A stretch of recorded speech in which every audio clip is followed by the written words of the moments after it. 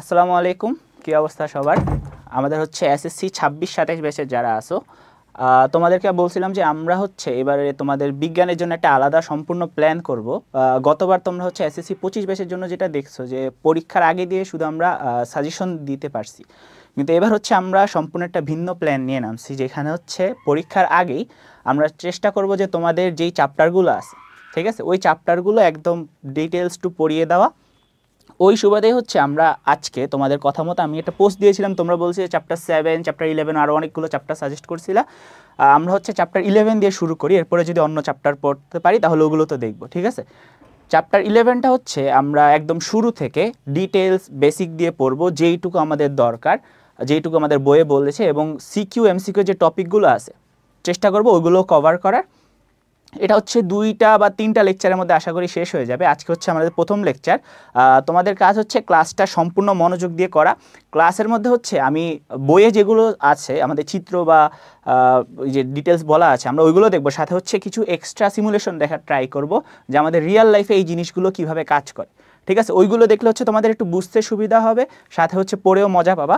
তো চলো আমরা হচ্ছে শুরু করি যে চ্যাপ্টার 11 আমাদের যেটা প্রাত্যহিক জীবনের তড়িৎ, ঠিক আছে, বিজ্ঞানের অধ্যায় 11, সাধারণ বিজ্ঞানের অধ্যায় 11, প্রাত্যহিক জীবনের তড়িৎ। আচ্ছা, চ্যাপ্টারের শুরুতেই আমাদের হচ্ছে এরকম একটা বক্স দেওয়া আছে, ঠিক আছে। বক্সের মধ্যে অনেকগুলো নাম আকারে এবং অনেকগুলো চিত্র বা চিহ্ন দেওয়া আছে, ঠিক আছে। এইগুলো কোনটা কি আমরা একটু দেখি। প্রথমটা হচ্ছে বলতেছে কোষ, ঠিক আছে, প্রথমটাকে বলতেছে হচ্ছে কোষ। কোষ বলতে আমরা মেইনলি আমাদের হচ্ছে যে মানুষের কোষ ওইটা এখানে বলতেছি না, এখানে কোষ বলতে আমরা মেইনলি ব্যাটারির কথা বুঝাইতেছি, ঠিক আছে। ব্যাটারি বা কোষ যেটা ওইটাকে বলতেছি। তারপর হচ্ছে ব্যাটারি আছে, এরপর হচ্ছে পরিবাহী তার। পরিবাহী তার দ্বারা বোঝানো কি, মানে নর্মালি হচ্ছে আমরা দেখি না বাইরে আমাদের তার ঝুলে আছে অনেকগুলো, ওইগুলোকে হচ্ছে আমরা পরিবাহী তার বলতেছি, যেগুলোতে হচ্ছে আমাদের কি কারেন্ট মানে ইলেকট্রিসিটি হচ্ছে পাস হয়, ঠিক আছে, ইলেকট্রিসিটি যাওয়া আসা করে, চলাচল করে, এটা হচ্ছে পরিবাহী তার। এরপর হচ্ছে সংযুক্ত তার। দেখো একটা তারের সাথে আরেকটা তার একদম কানেক্টেড, ঠিক আছে, এটাকে বলতেছি আমরা হচ্ছে সংযুক্ত তার। মানে কি ওই তারটা থেকে আরেকটা তার বের হয়েছে বা ওই তারের সাথে আরেকটা তার এসে সংযোগ হয়েছে, এই জিনিসটাকে বলতেছি আমরা হচ্ছে সংযুক্ত তার। আরেকটা জিনিস হচ্ছে তারপরেরটা দেখো সংযোগহীন তার। দেখো এইখানে হচ্ছে চিত্রটা এরকম করে দিয়েছে সংযোগহীন তারটা। প্রথমে আমাদের একটা তার গেছে, আচ্ছা এটাকে একটু অন্যভাবে লিখি। ধর আমাদের এই বরাবর একটা তার গেছে এবং এই বরাবর একটা তার এখান দিয়ে একটু আমরা ইউ আকারে এইভাবে দিলাম, এটাকে বোঝাইতেছি আমরা হচ্ছে সংযোগহীন তার। মানে কি এই তারের সাথে এই তারের কোনো সংযোগ নাই, এই জন্য এটাকে বলতেছি আমরা সংযোগহীন তার। কিন্তু তার আগেরটাই হচ্ছে কি এই তারের সাথে এই তারের হচ্ছে এই যে সংযোগ দেওয়া হয়েছে, ঠিক আছে, তাহলে ওইটাকে বলতেছি আমরা হচ্ছে সংযুক্ত তার, এটাকে বলতেছি আমরা সংযোগহীন তার। এরপর দেখো একমুখী সুইচ। আমরা হচ্ছে বাসা বাড়িতে আমাদের সবারই তো বাসায় সুইচ আছে, যেটা দিয়ে আমরা লাইট অন করি, ফ্যান অন করি বা ফ্যান অফ করি, ওইগুলোকে বলতেছি আমরা সুইচ। তো এগুলো হচ্ছে অ্যানালগ সুইচ।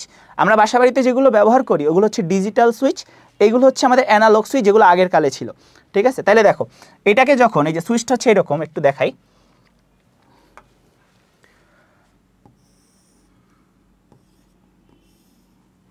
সুইচটা হচ্ছে এইরকম দেখতে, এরকম অ্যানালগ সুইচটা দেখতে হচ্ছে এরকম। তো এই প্রান্তটাকে যখন আমি হচ্ছে এখানে কানেক্টেড করে দিব তখনই হচ্ছে আমার কি সুইচটা মানে অন হবে এবং তখন এখান থেকে ইলেকট্রিসিটি চলাচল করবে। যেমন এরকম যখন সুইচটাকে অন করে দিব তখন জিনিসটা এরকম হয়ে যাবে, যে মানে কি এই প্রান্তটাকে এখানে যে প্রান্তটা ছিল এই যে উপরে উঠানো, এটাকে আমরা হচ্ছে কানেক্ট করে দিছি, ঠিক আছে। তো এটাই হচ্ছে আমাদের একমুখী সুইচ। দেখো কারণ কি সুইচটাকে শুধু আমি এই দিক বরাবর দিলেই কানেক্ট হইতেছে, উপরে নিলে কিন্তু কানেক্ট হইতেছে না, এই জন্য এটাকে বলতেছি আমরা একমুখী সুইচ। এরপরেরটা যেটা সেটা হচ্ছে আমাদের দ্বিমুখী সুইচ। দেখো দ্বিমুখী সুইচটা কীরকম,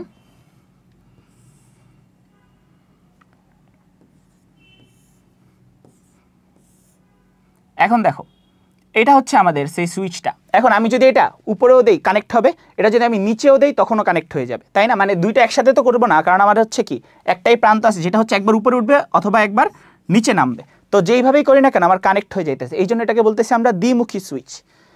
তারপর স্থির রোধ, ঠিক আছে, রোধকে আমরা ইংরেজিতে বলে হচ্ছে রেজিস্ট্যান্স। এখন রোধ কি, ঠিক আছে, এগুলো আমরা হচ্ছে একটু পরেই দেখবো। এরপর আরেকটা হচ্ছে পরিবর্তনশীল রোধ। পরিবর্তনশীল রোধকে হচ্ছে মানে পরিবর্তনশীল রোধ জিনিসটাকে এটা হচ্ছে একটা মানে ফিক্সড কোনো মান না, এটাকে হচ্ছে চেঞ্জ করা যায়, একটু পরপর চেঞ্জ করা যায়, মানে আমাদের প্রয়োজন মাফিক আমরা যখন কিছু ক্যালকুলেশন করতে যাই তখন হচ্ছে এটাকে চেঞ্জ করা যায়। এরপর হচ্ছে এসি তড়িৎ উৎস। এরপর হচ্ছে গ্যালভানোমিটার। গ্যালভানোমিটার দিয়ে কি করে, গ্যালভানোমিটার, এরপর হচ্ছে অ্যামিটার। আমাদের হচ্ছে যখন কোনো একটা সার্কিট বলি আমরা, ওই যে ইলেকট্রিক সার্কিট বলি, ওইটার মধ্যে যখন আমরা কারেন্ট মানে তড়িৎ হচ্ছে পরিমাপ করতে চাই তখন হচ্ছে আমাদের অ্যামিটারটা লাগে, ঠিক আছে। অ্যামিটার দিয়ে হচ্ছে আমরা তড়িৎ পরিমাপ করি। ভোল্টমিটার দিয়ে আমরা কি পরিমাপ করি? ভোল্টমিটার দিয়ে হচ্ছে আমরা ভোল্টেজ পরিমাপ করি। এবং গ্যালভানোমিটার হচ্ছে মানে গ্যালভানোমিটারের অনেক রকমের ইউজ আছে, সেটাকে অ্যামিটার হিসেবেও ইউজ করা যায়, সেটাকে ভোল্টমিটার হিসেবে ইউজ করা যায়, ঠিক আছে। এরপর হচ্ছে শেষেরটা হচ্ছে ভূ সংযোগ ধারক। আচ্ছা, এখন তোমাদের কাজ কি? এই যে চিহ্নগুলো, এইগুলো হচ্ছে এই নাম সহ মনে রাখা, কারণ এগুলো হচ্ছে তোমাদের এমসিকিউতে যদি হচ্ছে একটা চিত্র দিয়ে, ছোট্ট চিত্র দিয়ে বলে যে এটা কি, যেমন এটা দিয়ে বললো এটা কি, এটা হচ্ছে আমাদের কি ব্যাটারি। এরপর যদি দিয়ে বললো এটা কোন ধরনের তার, অবশ্যই এটা সংযোগহীন তার, তারপর সংযুক্ত তার, এভাবে হচ্ছে এক একটা ছোট্ট চিত্র দিয়ে বলবে যে এটা এই কম্পোনেন্টটার নাম কি, এই এলিমেন্টটার নাম কি, ঠিক আছে। আচ্ছা, তাহলে দেখো আমরা হচ্ছে একদম বেসিক যে জিনিসগুলো, আমাদের একদম শুরুতে যে বেসিক জিনিসগুলো, এগুলো হচ্ছে আমরা দেখলাম। এরপরের স্লাইডে আমরা যাই।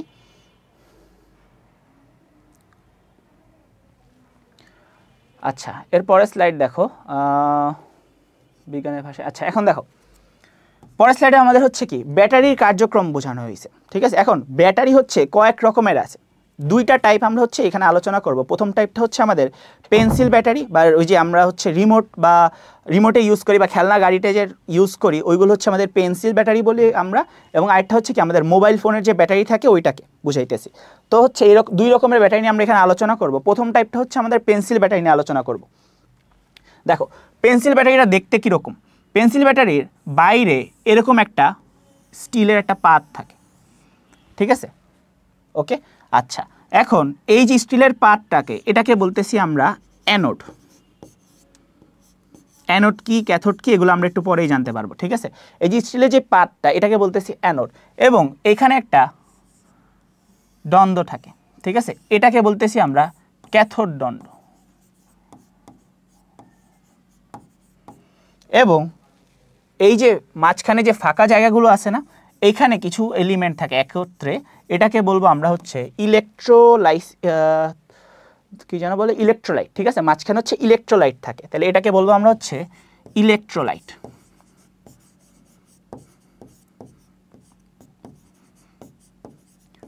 তাহলে আমাদের পেন্সিল ব্যাটারির যে চিত্রটা সেটা হচ্ছে এইরকম, যে একটা হচ্ছে বাইরে আমাদের স্টিলের ছোট্ট মানে পাতলা একটা পুরো পাত থাকে, সেটাকে আমরা বলবো অ্যানোড।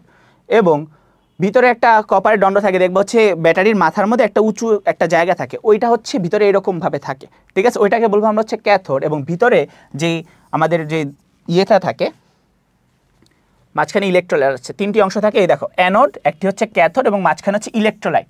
রাসায়নিক বিক্রিয়ার জন্য যেই তড়িৎ মধ্যে, আচ্ছা, এই ইলেকট্রোলাইটের মধ্যে হচ্ছে আমাদের কি এই যে ব্যাটারির যে রাসায়নিক বিক্রিয়াগুলো, এগুলো হচ্ছে সম্পন্ন হয়। ইলেকট্রোলাইটের মাধ্যমে আমাদের হচ্ছে ব্যাটারির যে রাসায়নিক বিক্রিয়াগুলো,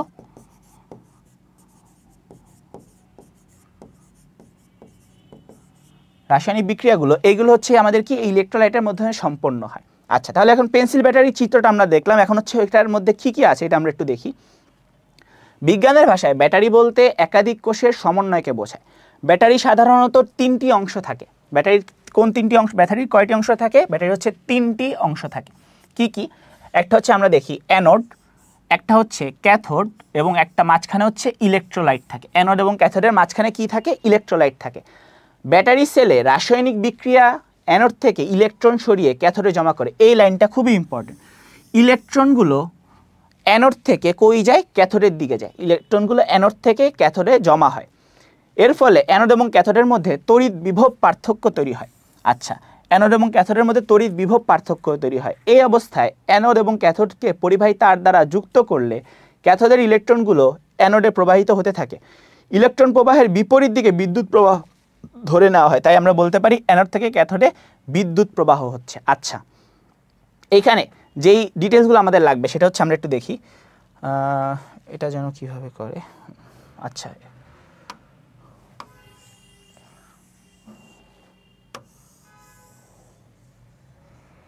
এটাকে আমরা একটু সাইডে রাখি, ওকে। আচ্ছা, দেখো আমাদের আগের স্লাইডটা থেকে আমরা কয়েকটা পয়েন্ট পাইতেছি, ঠিক আছে। পয়েন্টগুলো আমরা আইডেন্টিফাই করি। কি কি বলছে?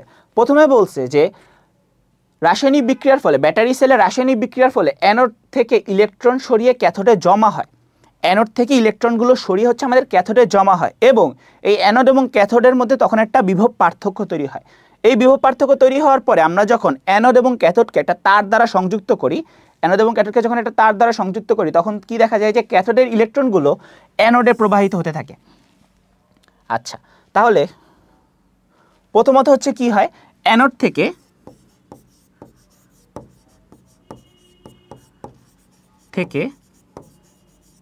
ক্যাথোডে ইলেকট্রন জমা হয়।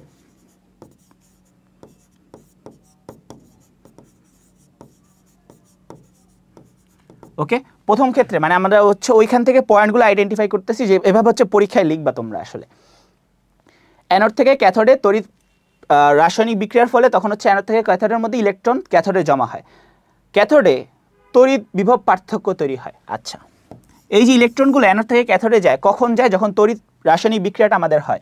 এই বিক্রিয়া হওয়ার পরে অ্যানোড থেকে ক্যাথোডে ইলেকট্রন জমা হয় এবং এদের মাঝে তড়িৎ বিভব পার্থক্য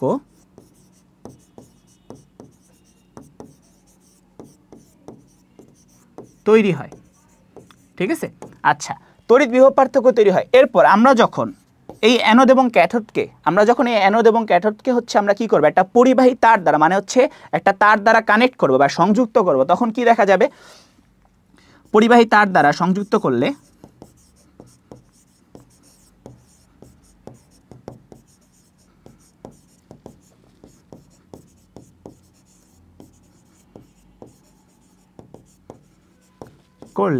দেখা যাবে ক্যাথোড থেকে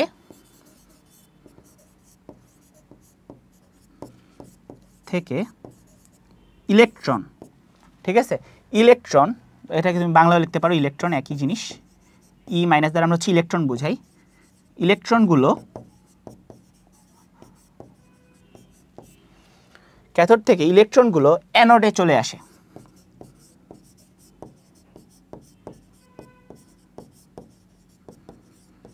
এখন প্রশ্নটা হচ্ছে কি, এই যে ক্যাথোড থেকে ইলেকট্রন যে অ্যানোডে চলে আসে, এটাই কি আমাদের বিদ্যুৎ প্রবাহ নাকি? ঠিক আছে, আমাদের হচ্ছে কোয়েশ্চেন এটাই যে ক্যাথোড থেকে যে ইলেকট্রনগুলো যখন বিভব পার্থক্য তৈরি হয় এবং যখন আমরা একটা পরিবাহী তার দ্বারা সংযুক্ত করি, আমাদের ইলেকট্রনগুলো যে ক্যাথোড থেকে অ্যানোডে চলে আসে, এটাই কি আমাদের বিদ্যুৎ প্রবাহ নাকি? উত্তর হচ্ছে না, এটা হচ্ছে আমাদের বিদ্যুৎ প্রবাহ না, এটা হচ্ছে ইলেকট্রনের প্রবাহ। মনে রাখতে হবে, বিদ্যুৎ প্রবাহ হচ্ছে ইলেকট্রনের প্রবাহের বিপরীত দিকে হয়। তার মানে কি, ক্যাথোড থেকে অ্যানোডে হচ্ছে ইলেকট্রন প্রবাহ হয়েছে, তাহলে বিদ্যুৎ প্রবাহ কোন দিকে হবে? বিদ্যুৎ প্রবাহ হবে হচ্ছে অ্যানোড থেকে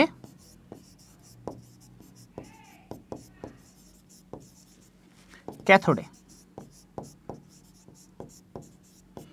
ওকে, আচ্ছা, তাহলে দেখো এটাই বলছে যে ইলেকট্রন প্রবাহের বিপরীত দিকে বিদ্যুৎ প্রবাহ ধরে নেওয়া হয়, তাই আমরা বলি অ্যানোড থেকে ক্যাথোডে হচ্ছে বিদ্যুৎ প্রবাহ হচ্ছে। তাহলে তোমাদের হচ্ছে এমসিকিউতে যদি বলে যে ইলেকট্রনের প্রবাহ ব্যাটারি সেলের মধ্যে ইলেকট্রনের প্রবাহ হচ্ছে কার থেকে, মানে কোন দিক থেকে কোন দিকে হচ্ছে, উত্তর হবে ক্যাথোড থেকে অ্যানোডে ইলেকট্রনের প্রবাহ। আর যদি বলে তড়িৎ প্রবাহ বা ইলেকট্রিসিটি ফ্লো কোন দিকে হচ্ছে, আমরা বলবো অ্যানোড থেকে ক্যাথোডের দিকে বিদ্যুৎ প্রবাহ হচ্ছে। আচ্ছা, সাধারণ ব্যাটারি সেলে রাসায়নিক পদার্থ বিক্রিয়া করে খরচ হয়ে যাওয়ার ফলে সেটি অ্যানোড এবং ক্যাথোডে আর বিভব পার্থক্য সৃষ্টি করতে পারে না, ফলে বিদ্যুৎ প্রবাহ বন্ধ হয়ে যায়। আচ্ছা, এখন আরেকটা জিনিস বুঝো যে আমরা হচ্ছে নর্মালি যে রিমোটে যে ব্যাটারি ইউজ করি, ওই ব্যাটারিটা হচ্ছে আমরা এখানে ডিটেলস বললাম যে প্রসেসটা কি, ওইটার মাধ্যমে কিভাবে ইলেকট্রিসিটিটা ফ্লো করে, সেটা হচ্ছে আমাদের এই 4টা প্রসেসের মাধ্যমে দেখলাম। আচ্ছা, এখন এই যে ইলেকট্রোলাইট বা রাসায়নিক পদার্থ যেগুলো আছে, ঠিক আছে, এগুলো তো আনলিমিটেড না, এগুলো হচ্ছে শেষ হবে। তো আমাদের যে মানে আমরা কি বলতেছি, পেন্সিল ব্যাটারি বা রিমোটের যে ব্যাটারি বা আমাদের খেলনাগাড়ি যে ব্যাটারিগুলো, ওই ব্যাটারিগুলো হচ্ছে কি শেষ হয়ে যায়, মানে ব্যাটারি যে রাসায়নিক পদার্থগুলো আছে, ওইগুলো রাসায়নিক কম্পোনেন্টগুলো আছে, সেগুলো হচ্ছে কি একটা নির্দিষ্ট সময় পরে শেষ হয়ে যায়, তার ফলে ওই ব্যাটারি দিয়ে আর বিদ্যুৎ ফ্লো করা হচ্ছে আমাদের কি পসিবল হয় না। এই বিদ্যুৎ ফ্লো যখন পসিবল হয় না, তখন আমরা নতুন ব্যাটারি ইউজ করি। কিন্তু এইটারই একটা বিপরীত রূপ হচ্ছে আমাদের মোবাইল ফোনের যে ব্যাটারি, ওইটা। এখন মোবাইল ফোনের যে ব্যাটারি, ওইটা আমরা সবাই দেখছি যে আমাদের হচ্ছে বাটন ফোনের যে আগে নোকিয়া ফোনের যে ব্যাটারি ছিল, এরকম একটা ইয়ের মতো ছিল, বর্গক্ষেত্রের মতো ছিল ব্যাটারি, এখানে একটা দেখবা ছোট, এখানে কয়েকটা পাত ছিল, ঠিক আছে, মানে এরকম বড় না, ওই ব্যাটারির সাথে লাগানো একদম, ঠিক আছে। আচ্ছা, তাহলে মোবাইল ফোনের ব্যাটারির সাথে আমাদের পেন্সিল ব্যাটারির পার্থক্যটা কোথায়? ঠিক আছে, পার্থক্যটা যদি দেখতে চাই, পেন্সিল ব্যাটারির হচ্ছে কি একবার যখন রাসায়নিক পদার্থগুলো শেষ হয়ে যায় সেটাকে আর রিচার্জ করা যায় না, মানে কি চার্জ করে আমি আবার ইউজ করতে পারবো না। কিন্তু মোবাইল ব্যাটারি হচ্ছে যে রাসায়নিক পদার্থগুলো আছে মোবাইল ফোনের মধ্যে বা মোবাইল ব্যাটারির মধ্যে, সেটা যখন শেষ হয়ে যায় আমরা আবার সেটাকে চার্জ করি, রিচার্জ করা যায়। তো রিচার্জ করার ফলে ওইটাকে আবার আমরা রিইউজ করতে পারি, আবার পুনরায় ব্যবহার করতে পারি। তাহলে এটা হচ্ছে আমাদের কি রিচার্জেবল ব্যাটারি, এটা হচ্ছে নন রিচার্জেবল ব্যাটারি। ঠিক আছে, এটা হচ্ছে আমাদের নন রিচার্জেবল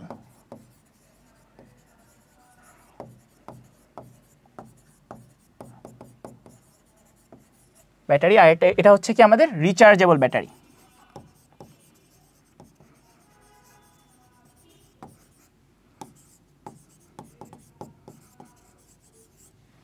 ওকে, আশা করি সবাই বুঝতে পারছো। তাহলে তোমাদের হচ্ছে এই যে এই নোটটা তুলে ফেলবা, ঠিক আছে, মানে আমাদের পেন্সিল ব্যাটারি কিভাবে কাজ করে, ওইটা দিয়ে কিভাবে তড়িৎ উৎপন্ন হয় সেই জিনিসটা হচ্ছে আমরা এই ছোট্টভাবে মানে একদম ডিটেলসলি আকারে বের করে পড়লাম। ঠিক আছে, এভাবে মনে রাখলে হচ্ছে পরীক্ষা হলে লিখতে সুবিধা হয় জিনিসগুলো। আচ্ছা, তাহলে দেখো এরপরে দেখি, হ্যাঁ বিদ্যুৎ প্রবাহ বন্ধ হয়ে যায়। তারপরে আমরা মোবাইল টেলিফোনে যে ব্যাটারি ব্যবহার করি সেগুলো বিদ্যুৎ প্রবাহ তৈরির ক্ষমতা শেষ হয়ে যাওয়ার পর নতুন করে চার্জ করিয়ে নেওয়া যায়, তখন ব্যাটারির রাসায়নিক পদার্থগুলো পুনরায় রাসায়নিক বিক্রিয়া করে বিদ্যুৎ তৈরি করার জন্য প্রস্তুত হয়। আচ্ছা, তাহলে এই যে যেটা আমরা বললাম মোবাইল ফোনের ব্যাটারি সম্পর্কে ওইটাই। আচ্ছা, এখন দেখো আমরা যে ব্যাটারি সেলটা দেখলাম পেন্সিল ব্যাটারি, এখানে সেই চিত্রটা দেওয়া আছে।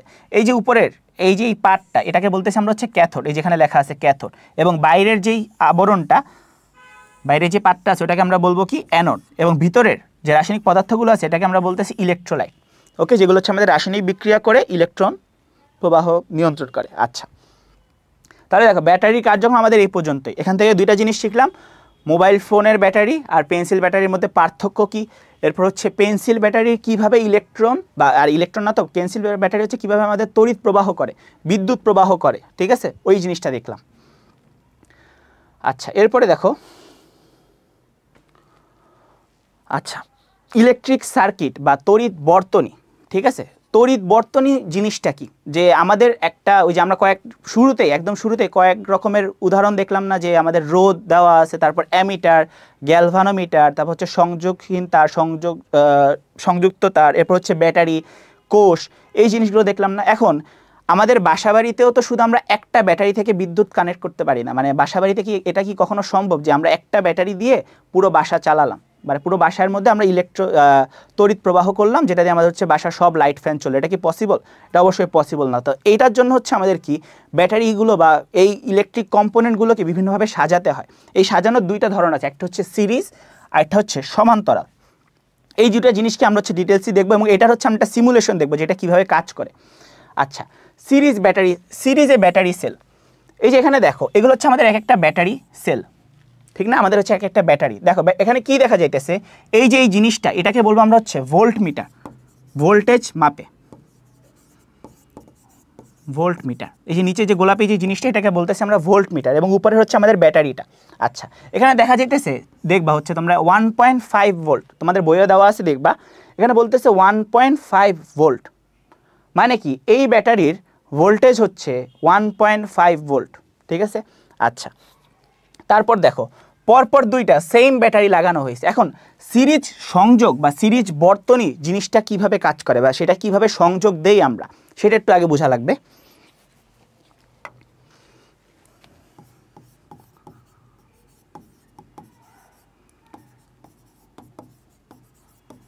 দেখো সিরিজ বর্তনী জিনিসটা কি, সিরিজ বর্তনীটা হচ্ছে যে আমাদের যে ইলেকট্রিক কম্পোনেন্ট বা আমরা ধরলাম এখানে ব্যাটারি, এখানে ধরো একটা ব্যাটারি, আচ্ছা এভাবে না, আমরা একটু ব্যাটারির শেপেই আঁকি। আচ্ছা, আমরা হচ্ছে রোদ দেখছিলাম না, আচ্ছা ব্যাটারি দিয়ে করি যেহেতু এখনও ব্যাটারি পড়াইতেছি।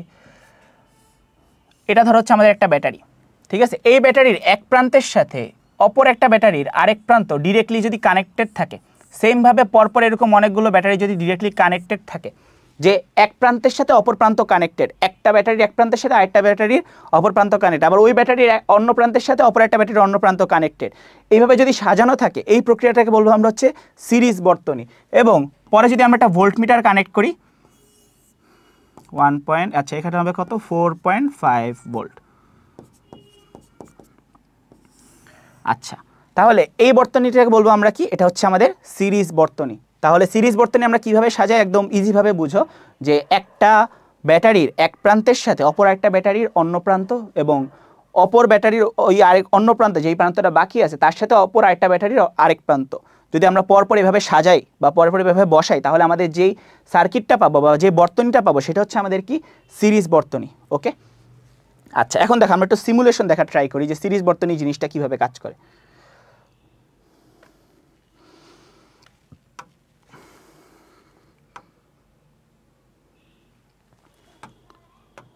আচ্ছা দেখো এটা হচ্ছে কি, এটা হচ্ছে আমরা ব্যাটারি, ঠিক আছে, আমরা সিমুলেশনগুলো দেখতেছি। এটাকে যে একটা ব্যাটারি আমরা হচ্ছে চিত্রটা মানে আমরা নোটে একটু যাই, আমাদের ক্লাস নোটটা একটু যাই।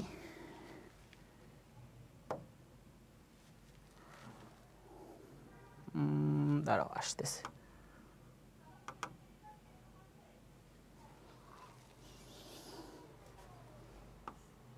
আচ্ছা আগে দেখে নিই।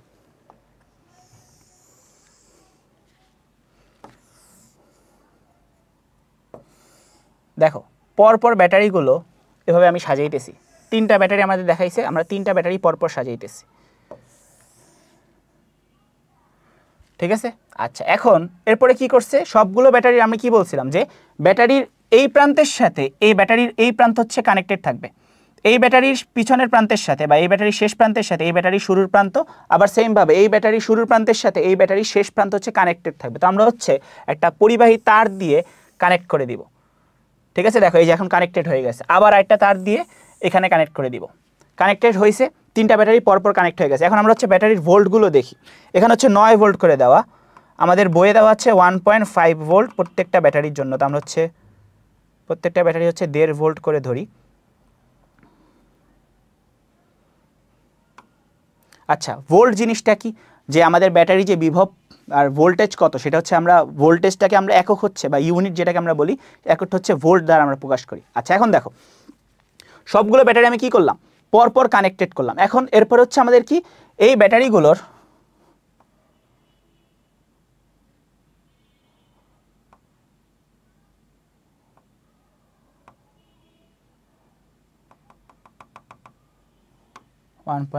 এটার হচ্ছে 1.5 করে ফেলি।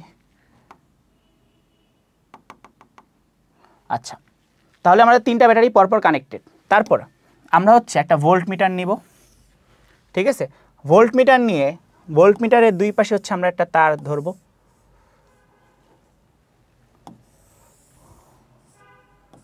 আমরা একটা সিরিজ বর্তনী বানাইতেছি, ঠিক আছে, একদম ইজিভাবে বুঝে আমরা একটা সিরিজ বর্তনী বানাইতেছি। আচ্ছা এখন এটাকে হচ্ছে এদিকে দিই, এটাকে হচ্ছে এইদিকে দিই। দেখো 4.50 ভোল্ট কেন হয়েছে, প্রত্যেকটা ব্যাটারির ভোল্ট কত ছিল, প্রত্যেকটা ব্যাটারির বিভব কত ছিল বা ভোল্টেজ কত ছিল আমাদের 1.5 ভোল্ট করে।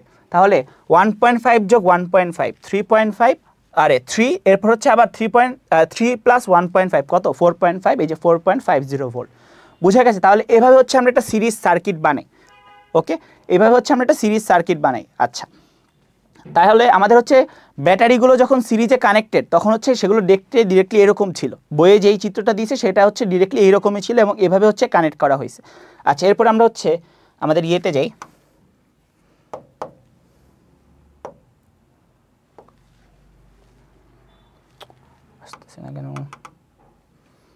আচ্ছা তাহলে দেখো এই যে লাস্টের যে চিত্রটা আমরা হচ্ছে এইভাবেই তিনটা ব্যাটারি পরপর কানেক্টেড করলাম। ওকে বুঝা গেছে। তাইলে যখন তিনটা ব্যাটারি এভাবে পরপর কানেক্ট করা হবে বা সংযোগ করা হবে, এরপর তোমাকে যখন বলবে টোটাল ভোল্টেজ কত, এই তিনটা ব্যাটারি যখন সিরিজে কানেক্ট করা হয়েছে বা এই যে সিরিজ বর্তনীতে কানেক্ট করা হয়েছে তখন তোমার টোটাল ভোল্টেজ কত, তখন আমরা কাউন্ট করব কত 1.5 আরে 4.5 ভোল্টেজ, তিনটা ব্যাটারির ভোল্টেজ শুধু যোগ করে দিব 1.5, এটা হচ্ছে 3.0 আর এটা হচ্ছে কত 4.5। ওকে বুঝা গেছে। আচ্ছা এরপর সমান্তরাল ব্যাটারি সেল, সমান্তরাল ব্যাটারি সেলটা কি সেটা আমরা দেখি। সিরিজ দেখলাম,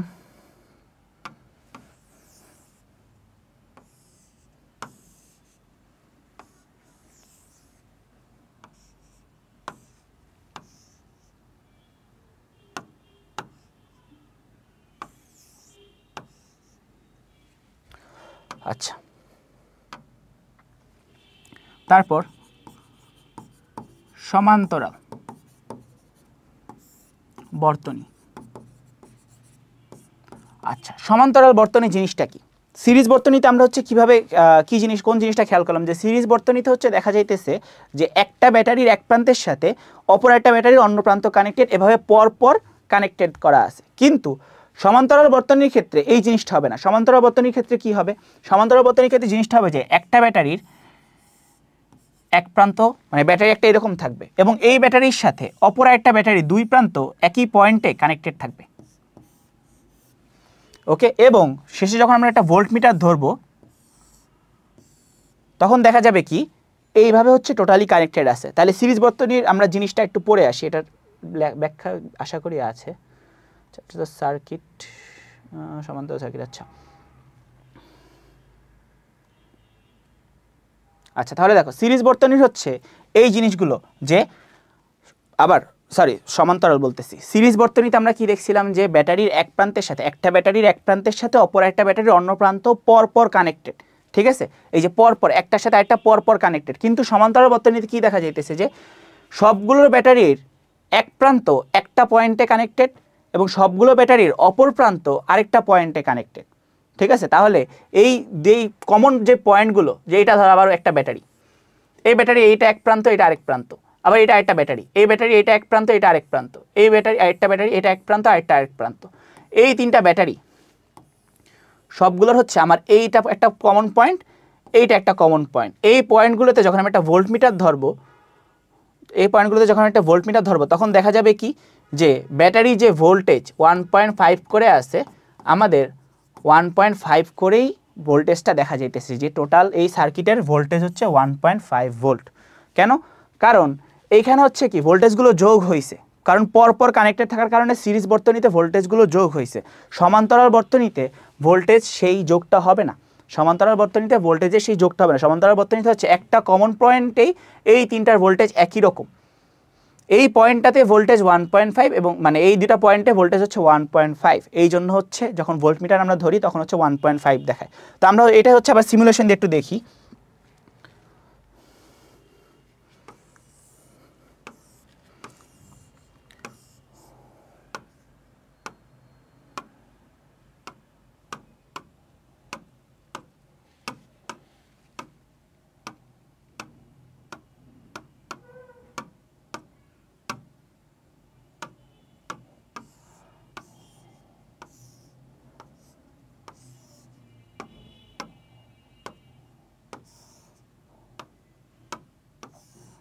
আচ্ছা আমরা হচ্ছে এগুলো একটু দেখে নিই আবার সিমুলেশনটা যে কিভাবে হয়। আচ্ছা তাহলে সমান্তরাল বর্তনীতে আমরা দেখছি কি এইরকমভাবে ব্যাটারিগুলো আমাদের তিনটা ব্যাটারি পরপর কানেক্টেড, তাই না? আচ্ছা এই তিনটার সাথে একটা কমন এই পয়েন্টে কানেক্টেড, এটা এই পয়েন্টে কানেক্টেড, আবার এটা হচ্ছে এই পয়েন্টে, এইটা এই পয়েন্টে কানেক্টেড, এটা এই পয়েন্টে, এটা এখানে। আচ্ছা এরপরে আরো দুইটা তার লাগবে আমাদের।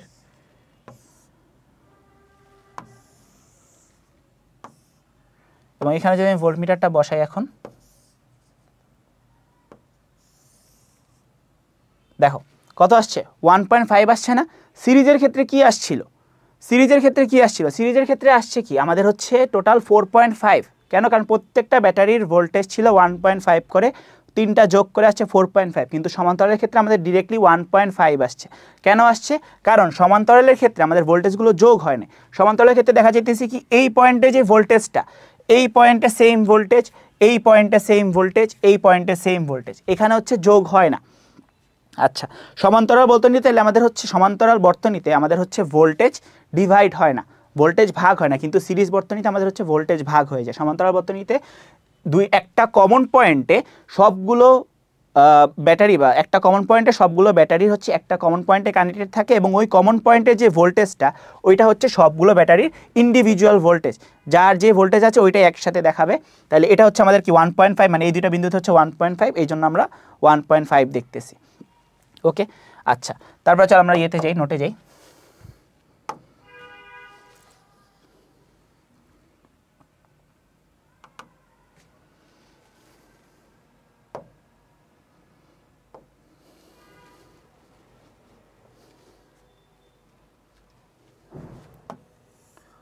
আচ্ছা, তারপর আরেকটা জিনিস দেখো, আমরা হচ্ছে রেজিস্টার দেখছিলাম না ওই যে একদম শুরুতে, এইটা হচ্ছে কি রিয়েল লাইফে আমাদের রেজিস্টার। ওকে, এরপর হচ্ছে সুইচ দেখছিলাম না, দেখো এটা হচ্ছে সেই অ্যানালগ সুইচ। এটা হচ্ছে আমি এইভাবে কানেক্টেড করলাম, এটা হচ্ছে কিছুর সাথে এই যে দেখো কানেক্টেড হয়ে গেছে এখন। ওকে, আবার যদি হচ্ছে আমি ওপেন করি এই যে অন হয়ে গেল, আবার যদি কানেক্ট করি কানেক্ট হয়ে গেল। তো এগুলো হচ্ছে আমাদের কি রিয়েল লাইফে যে রেজিস্ট্যান্ট বা রোধ, এরপর সুইচ, এরপর এই যে ব্যাটারি, পরিবাহী তার, এগুলো হচ্ছে আমাদের পরিবাহী তার। ওকে, তারপর এটা হচ্ছে কি এই যে ভোল্ট মিটার, ঠিক আছে, এটা হচ্ছে ভোল্ট মিটার। তো এইগুলো হচ্ছে আমাদের মেইনলি যে জিনিসটা ওইগুলো। আচ্ছা, এরপর আমরা হচ্ছে ইয়েতে যাই, একটু স্লো আর কি।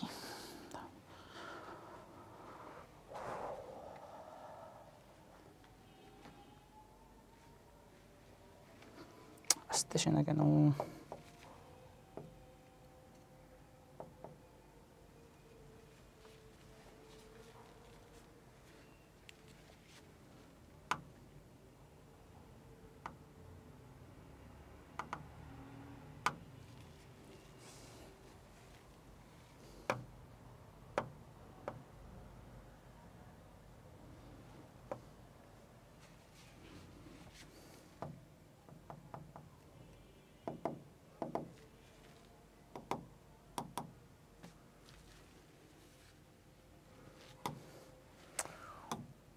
তো আসার কথা। আচ্ছা দেখো, তাহলে সমান্তরাল বর্তনী এবং সিরিজ বর্তনী, মানে সমান্তরালে ব্যাটারি সংযোগ এবং সিরিজে ব্যাটারি সংযোগ, এই দুটো সংযোগ হচ্ছে আমরা দেখে ফেললাম। এরপরে আমাদের যে জিনিসগুলো আছে আমরা তারপরে ওইগুলোতে যাই। আচ্ছা, তাহলে আগেরটা একটু দেখি। তাহলে দেখো আমাদের এই জিনিসগুলো বোঝা গেল। তাহলে এটা আবার হচ্ছে ভোল্ট মিটার। এখানে দেখো একটা ব্যাটারি একটা পয়েন্টে কানেক্টেড। আবার এই ভোল্ট মিটারটা কী করছে, দুইটা ব্যাটারি একটা কমন পয়েন্টে কানেক্টেড, ওইখান থেকে আমি ভোল্ট মিটারের দিয়ে মাপতেছি যে আমাদের টোটাল ভোল্টেজ কত এই সার্কিটটার মধ্যে। সেমভাবে যে তিনটা ব্যাটারি যে কানেক্টেড, এই সিমুলেশনটাই তোমাদের আমি দেখাইছি যে তিনটা ব্যাটারি যে কানেক্টেড সেটাকে আমরা ভোল্ট দিয়ে মাপতেছি, যেটা কত ভোল্ট। আচ্ছা, এই পর্যন্ত বোঝা গেল আশা করি। তারপরে দেখো সিরিজ সার্কিট। আচ্ছা, এতক্ষণ আমরা কি করছি যে ভোল্ট মিটার দিয়ে ব্যাটারির ভোল্টেজটা কত সেটা আমরা দেখছি, তাই না?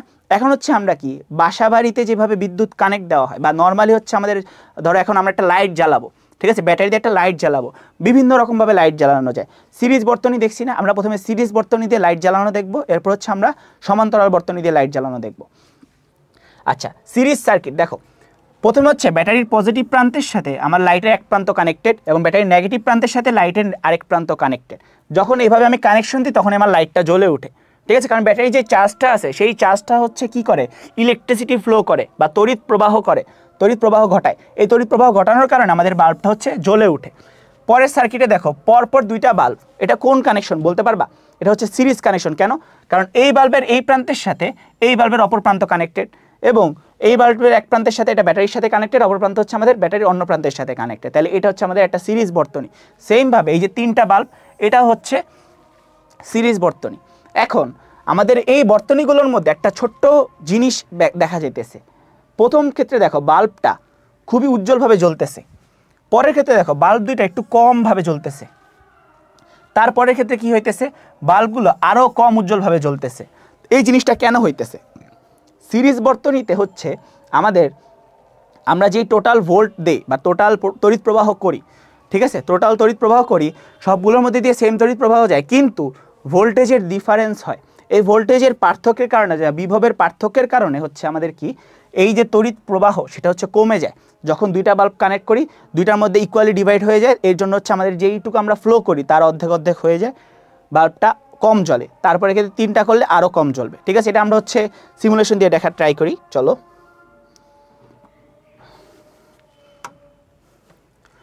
আচ্ছা, এখন হচ্ছে আমাদের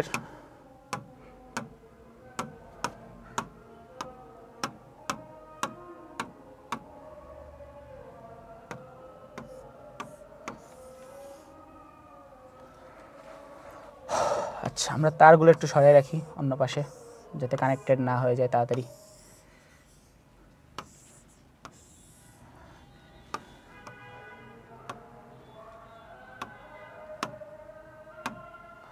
আচ্ছা, ব্যাটারিও একটা দিলেই হবে আমাদের, কারণ আমাদের হচ্ছে এখন লাইট লাগবে মেইনলি।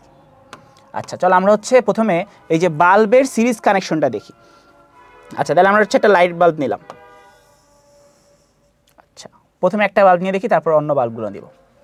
আচ্ছা, এখন বাল্বের এক প্রান্তের সাথে কি ছিল, ব্যাটারি এক প্রান্ত কানেক্টেড যখন একটা বাল্ব, এবং বাল্বের অন্য প্রান্তের সাথে ব্যাটারির অন্য প্রান্ত কানেক্টেড, যখন এটা দিব বাল্বটা এই যে জ্বলে উঠছে। ঠিক আছে, বাল্বটা হচ্ছে কি আমাদের জ্বলে উঠছে, দেখা যাইতেছে। দেখো এই যে ইলেকট্রনগুলো দেখো ফ্লো হইতেছে কোন দিকে থেকে কোন দিকে, ইলেকট্রনগুলো এভাবে হচ্ছে দেখো আমাদের ফ্লো হইতেছে, বোঝা গেছে। আচ্ছা, একটা জিনিস একটু দেখি, কনভেনশন করি আমি। আচ্ছা, ইলেকট্রনগুলো দেখো, আমাদের ইলেকট্রনগুলো ব্যাটারির ক্ষেত্রে আমরা দুইটা জিনিস পড়ছিলাম, ইলেকট্রন প্রবাহের বিপরীত দিকে বিদ্যুৎ প্রবাহ হয়। তাহলে দেখো যখন আমরা ইলেকট্রন দেখাইতেছি তখন দেখা যাইতেছে কি ইলেকট্রনগুলো আমাদের ক্যাথোড থেকে অ্যানোডের দিকে আসতেছে। ক্যাথোড কোনটা, এই যে দণ্ডটা ছিল, ঠিক আছে, একদম ব্যাটারির শুরুতে যে উপরে উচ্চ একটা প্রান্ত থাকে ওইটা হচ্ছে ক্যাথোড, ক্যাথোড থেকে ইলেকট্রনগুলো অ্যানোডের দিকে আসতেছে। ওকে, তাহলে তড়িৎ প্রবাহ কোন দিকে হবে, অ্যানোড থেকে ক্যাথোডের দিকে। এই যে এখানে তীর চিহ্ন দিয়ে যেটা দেখাইতেছি সেটা হচ্ছে অ্যানোড থেকে ক্যাথোডের দিকে তড়িৎ প্রবাহ। ওকে, আচ্ছা, তাইলে দেখো আমাদের একটা বাল্বের ক্ষেত্রে বোঝা গেল যে উজ্জ্বলতা A2। তারপর আমরা হচ্ছে এখন দুইটা বাল্ব কানেক্ট করব।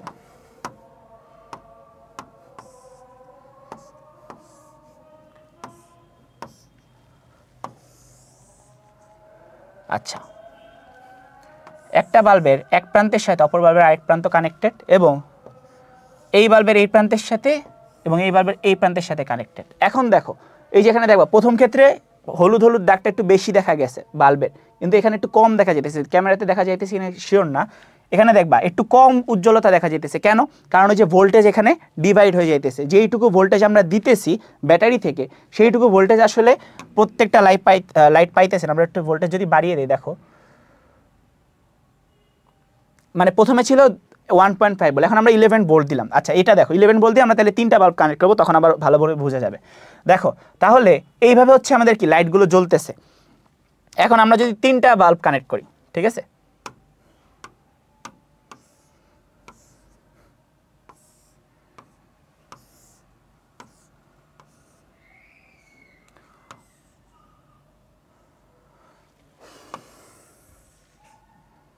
তিনটা বাল্ব যদি আমরা পরপর কানেক্ট করি, এই প্রান্তের সাথে এই প্রান্তের সাথে, এবং শেষে হচ্ছে এটা এই প্রান্তের সাথে এইটা এই প্রান্তের সাথে, দেখো একটু আগে আমাদের উজ্জ্বলতা একটু বেশি ছিল না, যে ইয়েলো যে রেখার মতো যেগুলো বের হয়েছে লাইট থেকে, ওগুলো একটু বেশি ছিল না, এখন একটু কি কম হয়ে গেছে না?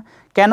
কারণ যখন সিরিজে আমরা বসাই কোনো একটা সার্কিট বা সিরিজে যখন আমরা বাল্বগুলো বসাইতেছি, আমাদের কি হইতেছে, ব্যাটারি থেকে যে ভোল্টটা পাইতেছে, যেটা হচ্ছে আমাদের কি ইলেকট্রন তড়িৎ প্রবাহ করবে। ঠিক আছে, ওই তড়িৎ প্রবাহটার কারণে তড়িৎ প্রবাহ হওয়ার কথা, কিন্তু যখন ব্যাটারি তিনটা বাল্ব সিরিজে কানেক্ট হইতেছে, প্রত্যেকটা বাল্বের মধ্যে আমাদের কিছু ভোল্টেজ ড্রপ খাইতেছে, যার কারণে যেইটুকু উজ্জ্বলতা হওয়ার কথা ছিল তার থেকে কম হইতেছে।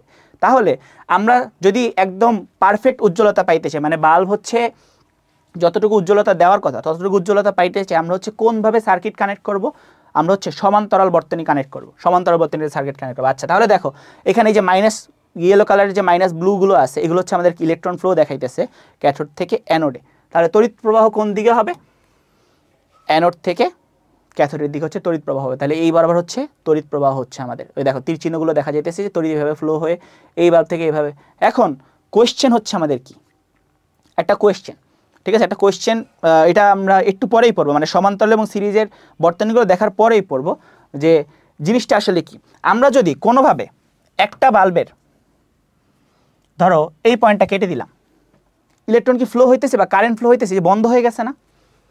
আবার যদি আমি কানেক্ট করলাম, আবার ফ্লো হইতেছে, ঠিক আছে। আবার আমি তাহলে মাঝখানের, মানে আমার ধরো এই বাল্বের এই প্রান্তটা নষ্ট হয়ে গেছে, মানে তার দ্বারা কানেক্টেড ছিল, তারটা হচ্ছে পুড়ে গেছে বা নষ্ট হয়ে গেছে। আচ্ছা, এখন মাঝখানেরটা বন্ধ করে দিলাম, ইলেকট্রন কি ফ্লো হইতেছে বা কোনো বাল্ব জ্বলতেছে বা তড়িৎ ফ্লো হইতেছে, ইলেকট্রিসিটি বা আমরা তড়িৎ প্রবাহ যেটাকে বলতেছি, এটাভাবে কোনোভাবে পরিবহন হইতেছে না। তাহলে এখানে যে জিনিসটা সমান্তরাল বর্তনীতে যে জিনিসটা হয়, যে কোনো একটা বাল্ব বা যে কোনো একটা এলিমেন্ট যদি নষ্ট হয়ে যায়, সম্পূর্ণ সার্কিটটাই হচ্ছে কি অবিকল হয়ে যায়, মানে সেটা আর হচ্ছে কি, সেটা দিয়ে কোনো তড়িৎ প্রবাহ চলাচল সম্ভব না। ওকে, তাহলে আচ্ছা, এটা গেল সমান্তরাল সার্কিট। তারপর আমরা হচ্ছে সিরিজ সার্কিটে যাই। দেখো আচ্ছা, এটা সিরিজ সার্কিট গেল। তাহলে দেখো সিরিজ সার্কিটের এই জিনিসগুলো আশা করি বুঝতে পারছো। তাহলে এরপরে যে ব্যাখ্যাটা আমরা আসবো একটু পরে। আচ্ছা, এখন বারবার বলতেছি বিভব, বিভব জিনিসটা কি সেটা আমরা একটু ছোট্ট করে জেনে নিই। বিভব হচ্ছে কি, বৈদ্যুতিক ক্ষেত্রে কোনো বিন্দুতে প্রতি একক চার্জের উপর কার্যরত শক্তির পরিমাপ। বৈদ্যুতিক ক্ষেত্রে বিভব হলো বৈদ্যুতিক ক্ষেত্রে কোনো বিন্দুতে প্রতি একক চার্জের উপর কার্যরত শক্তির পরিমাপ। মানে কি, একটা চার্জ বা একটা বাল্ব বা একটা ব্যাটারি আমাদের কতটুকু চার্জ বা কতটুকু তার শক্তি আছে, সে কতটুকু শক্তি ক্রিয়েট করতে পারবে, তার মধ্যে কতটুকু শক্তি আছে, কতটুকু শক্তি ফ্লো করতে পারবে, যে জিনিসটা সেটাকে আমরা প্রকাশ করতেছি এই বিভব দ্বারা। এবং যে কোনো দুই প্রান্তের বিভবের যে পার্থক্য বা তুলনা, তাকে আমরা বলতেছি কি বিভব পার্থক্য। ঠিক আছে, আচ্ছা, যে কোনো দুই পয়েন্টে। তারপর আমরা হচ্ছে সমান্তরাল সার্কিটে যে আমরা সিরিজ সার্কিট কি আশা করি সবাই বুঝতে পারছি। ঠিক আছে, সিরিজ সার্কিট একদম ইজিভাবে বুঝতে পারছি। এখন হচ্ছে সমান্তরাল সার্কিটে যাই। সমান্তরাল সার্কিট আমরা যতগুলো বাল্বই লাগাই না কেন, সবগুলো দুই প্রান্তেই ব্যাটারি সেল থেকে সমান বিভব পার্থক্য প্রয়োগ করা হয়। সমান্তরাল সার্কিটে সমান বিভব পার্থক্য প্রয়োগ করা হয়। এই জিনিসটা আমরা কি, ওই যে ব্যাটারিকে যখন সমান্তরালে কানেক্ট করছি তখনই দেখতে পাচ্ছি যে আমাদের বিভব পার্থক্যটা সবগুলোর ক্ষেত্রে সমান হইতেছে। কেন সমান হইতেছে? কারণ ওখানে বিভব কোনো চেঞ্জ হইতেছে না, বিভবের পরিবর্তন হইতেছে বা ড্রপ হইতেছে না। আচ্ছা, তাহলে সবগুলো বাল্বই সমান উজ্জ্বলতায় জ্বলবে। সমান্তরাল সার্কিটে, কোন সার্কিটে, এমসিকিউ, কোন সার্কিটে সবগুলো বাল্ব মানে কানেক্ট করলে সবগুলো বাল্ব সমান উজ্জ্বলতায় জ্বলবে? এটা হচ্ছে আমাদের কি সমান্তরাল সার্কিটে। এই সার্কিটে ইচ্ছে করলে প্রত্যেকটা বাল্বের জন্য আলাদা সুইচ লাগিয়ে প্রত্যেকটিকে আলাদাভাবে জ্বালানো এবং নেভানো সম্ভব। প্রত্যেকটিকে আলাদা সুইচ লাগিয়ে আলাদাভাবে জ্বালানো এবং নেভানো সম্ভব। ব্যাটারি সেলের বিভব পার্থক্য সবসময় সমান থাকে বলে এগুলোকে ডিসি সাপ্লাই বলা হয়। আচ্ছা, তাহলে দেখো আমরা হচ্ছে সিরিজ সার্কিটের যেই বাল্বের কানেকশন, ওটা হচ্ছে আমরা সিমুলেশন দিয়েও দেখলাম, আমরা হচ্ছে বইয়ের যেই ব্যাখ্যাটা আছে ওইটাও দেখলাম। এখন হচ্ছে আমাদের সমান্তরাল সার্কিটটার মধ্যে জিনিসগুলোকে ওইটা আমরা একটু দেখি। সমান্তরাল সার্কিট আমরা যতগুলো বাল্বই লাগাই না কেন, সবগুলো দুই প্রান্তেই ব্যাটারি সেল থেকে সমান বিভব পার্থক্য প্রয়োগ করা হয়। সমান বিভব পার্থক্য প্রয়োগ করা হয় কেন? কারণ আমরা যখন এই যে ব্যাটারিগুলোকে মানে আমরা যে এখন তো আমরা ব্যাটারি থেকে ইলেকট্রন ফ্লো করবো বা তড়িৎ প্রবাহ করব, কিন্তু এই ব্যাটারিগুলোকেই যখন আমরা একটা সমান্তরাল সার্কিটে রাখছিলাম, কি দেখছি যে সবগুলো ব্যাটারির এক প্রান্ত, একটা শুরুর প্রান্ত একটা পয়েন্টে কানেক্টেড এবং সবগুলো ব্যাটারির অপর প্রান্ত আরেকটা পয়েন্টে কানেক্টেড। আচ্ছা, তো এই যে একটা পয়েন্ট আরেকটা পয়েন্টে কানেক্টেড, এই কানেকশন হওয়ার পরে তারপর হচ্ছে কি দেখা গেল যে আমাদের যেই ব্যাটারি যে বিভব পার্থক্যটা 1.5 যেটা ভোল্টেজ যেটা, সেটাই হচ্ছে কি আমাদের মেইন ভোল্টমিটারে শো করলো, মানে সেম বিভব পার্থক্য। আচ্ছা, সবগুলো বাল্বই সমান উজ্জ্বলতায় জ্বলবে। এই সার্কিটে ইচ্ছা করলে প্রত্যেকটা বাল্বের জন্য আলাদা সুইচ লাগিয়ে প্রত্যেকটিকে আলাদাভাবে জ্বালানো ও নেভানো সম্ভব। সিরিজ সার্কিটের সিমুলেশনে আমরা কি দেখলাম যে একটা প্রান্ত যখনই আমরা খুলে দিতেছি পুরো সার্কিটটাই হচ্ছে কি নষ্ট হয়ে যেতেছে, মানে ওইখান থেকে আর ইলেকট্রন মানে তড়িৎ প্রবাহ হচ্ছে না।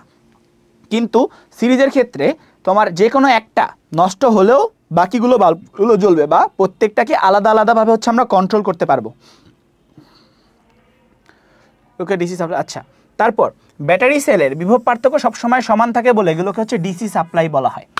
ঠিক আছে, এই যে ক নাম্বারের মতো মানে জ্ঞানমূলক আসার মতো প্রশ্ন, যে ডিসি সাপ্লাই কোনগুলো? আমাদের হচ্ছে যখন আমরা সমান্তরালে কোনো একটা বর্তনী ক্রিয়েট করি বা সমান্তরাল বর্তনী যখন আমরা ক্রিয়েট করি তখন হচ্ছে কি দেখা যায় যে ব্যাটারি সেলে যে বিভব পার্থক্য এগুলো সবসময় সমান থাকে। সমান থাকে বলে এগুলোকে আমরা কি বলি? DC power supply. আমাদের বাসায় যে বৈদ্যুতিক সাপ্লাই দেওয়া হয় সেগুলো প্রতি সেকেন্ডে 50 বার ধনাত্মক থেকে ঋণাত্মক বিভবে পরিবর্তিত হয় বলে সেগুলোকে আমরা এসি বলা হয়। আমাদের বাসায় বৈদ্যুতিক, আচ্ছা, এখন আমাদের বাসায় যে সার্কিট বা আমাদের বাসায় যে সাপ্লাই দেওয়া হয়, যে ভোল্টেজ সাপ্লাই দেওয়া হয়, সেটা হচ্ছে এসি বর্তনীর এসি সার্কিট থেকে এসি কারেন্ট। এবং আমাদের হচ্ছে নর্মালি ব্যাটারি সেলের যেই কারেন্টটা সেটা হচ্ছে আমাদের কি? DC current. ঠিক আছে, তাইলে এই দুটো জিনিস এমসিকিউর জন্য, যে বাসা বাড়িতে কোন কারেন্ট ব্যবহার করা হয়? AC current. সেকেন্ডে 50 বার ধনাত্মক থেকে ঋণাত্মক 50 বার ধনাত্মক থেকে ঋণাত্মক বিভবে পরিবর্তিত হয় বলে এগুলোকে এসি কারেন্ট বলে, অল্টারিং কারেন্ট। আচ্ছা, মানে পরপর হচ্ছে চেঞ্জ হতে থাকে। একটি সাধারণ ব্যাটারি সেলে বিভব পার্থক্য মাত্র সাধারণ ব্যাটারি সেলে বিভব পার্থক্য হচ্ছে 1.56 ভোল্ট। বিভব পার্থক্যের একক হচ্ছে ভোল্ট। সেই তুলনায় আমাদের বাসার বিদ্যুৎ পাওয়ার সাপ্লাই 220 ভোল্ট হবে। এখানে 2020 না, এখানে হবে 220 ভোল্ট। এখানে উল্লেখ্য বিদ্যুৎ সাপ্লাই 500 থেকে বেশি হলে আমরা সেটি অনুভব করতে পারি এবং 220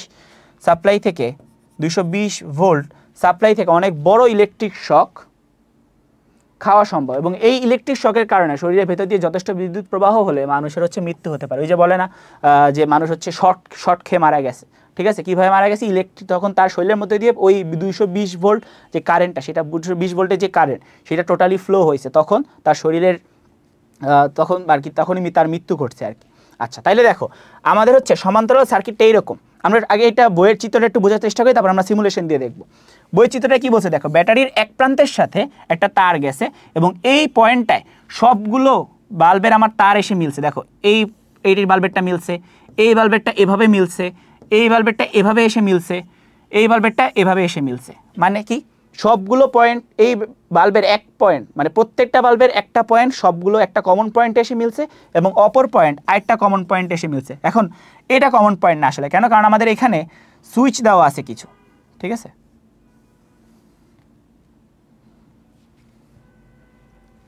আচ্ছা, এখানে সুইচ দেওয়া, তাহলে সবগুলো কমন পয়েন্ট এখানে এসে মিলছে এবং এটা যখন আমরা সুইচটা কানেক্ট করছি, সংযোগ দিছি, সংযোগ দেওয়ার ফলে হচ্ছে আমাদের কি সবগুলো পয়েন্ট এখানে এখানে এখানে এসে মিলছে এবং এই সবগুলো পয়েন্ট আলটিমেটলি আমাদের ব্যাটারির অপর প্রান্তে এসে মিলছে, ঠিক আছে? এটা আমরা সিমুলেশন দিয়ে দেখি, যেটা হচ্ছে কীভাবে। আচ্ছা, আমাদের 4টা বাল্ব করছে, আমরা 3টা বাল্ব দেখি।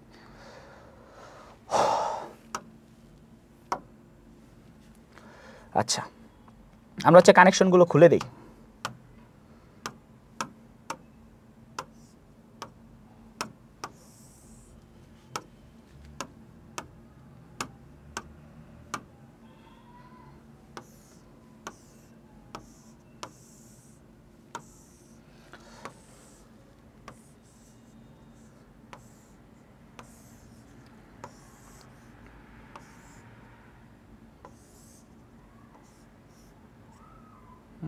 এটাকেও তো ঘুরানো যাওয়ার কথা।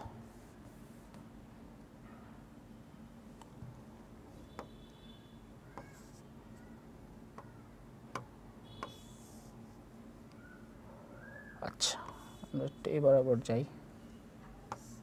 এটা আসুক এখানে। হ্যাঁ, আচ্ছা, আমরা দেখো আগে বাল্বগুলোকে কানেক্ট করি, যেভাবে আমাদের বই আছে আমরা ওইভাবেই কানেক্ট করার ট্রাই করি আগে, ঠিক আছে? ধরো এটা হচ্ছে আমাদের 3টা বাল্ব পরপর এইভাবে আছে। আচ্ছা, 3টা বাল্ব পরপর এইভাবে আছে। এখন দেখা যাইতেছে কি এটা হচ্ছে ব্যাটারির 2 প্রান্তে 2টা। আচ্ছা, এখন আমরা এখানে আরেকটা কানেক্ট করে দিই।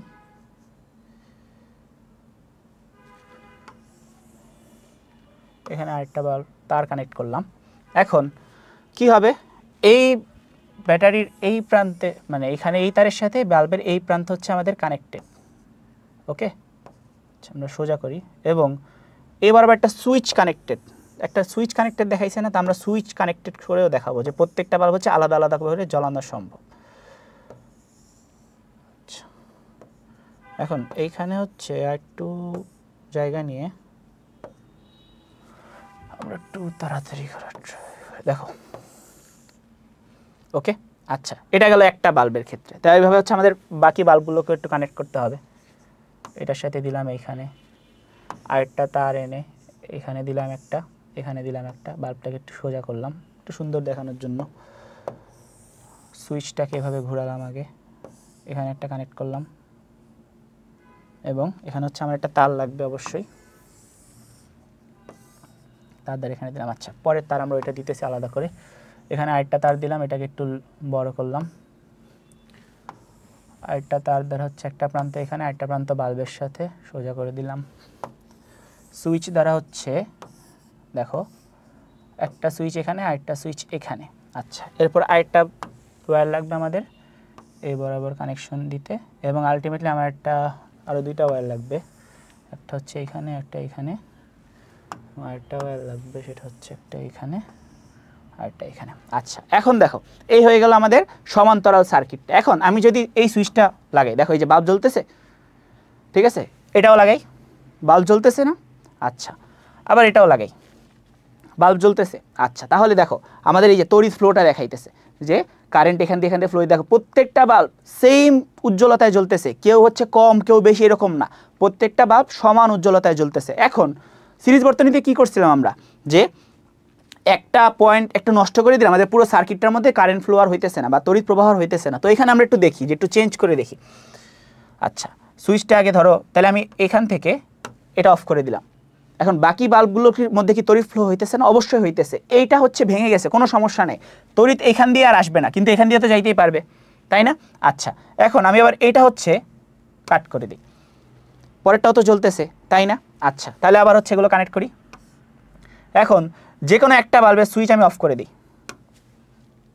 আচ্ছা, এখানে তারই কানেকশন সরিয়ে ফেলছি, আমি হচ্ছে সুইচটা অফ করে দিই। এই যে সুইচ অফ হয়েছে, এই বাল্বটা জ্বলতেছে না, কিন্তু বাকি বাল্বগুলো তো জ্বলতেছে, তাই না? তাহলে এটাই হচ্ছে সমান্তরাল বর্তনী আর সিরিজ বর্তনীর মধ্যে মেইন পার্থক্য, যে সমান্তরাল বর্তনীতে তোমার হচ্ছে প্রত্যেকটা বাল্ব আলাদা আলাদা কানেক্টেড থাকে, আলাদা আলাদা সুইচ দিয়ে প্রত্যেকটা বাল্বকে হচ্ছে আমরা কি নিয়ন্ত্রণ করতে পারি, কিন্তু সিরিজ বর্তনীতে সেটা পারি না। সিরিজ বর্তনীতে একটাই সুইচ বা একভাবে হচ্ছে তড়িৎ প্রবাহ হয়, এর মধ্যে হচ্ছে কোনো একটা জায়গায় যদি নষ্ট হয়ে যাবে, তার নষ্ট বা হচ্ছে বাল্ব নষ্ট হয়ে গেলে তার পরের বাল্বের মধ্যে আর ইলেকট্রন বা তড়িৎ প্রবাহ আমাদের হচ্ছে না।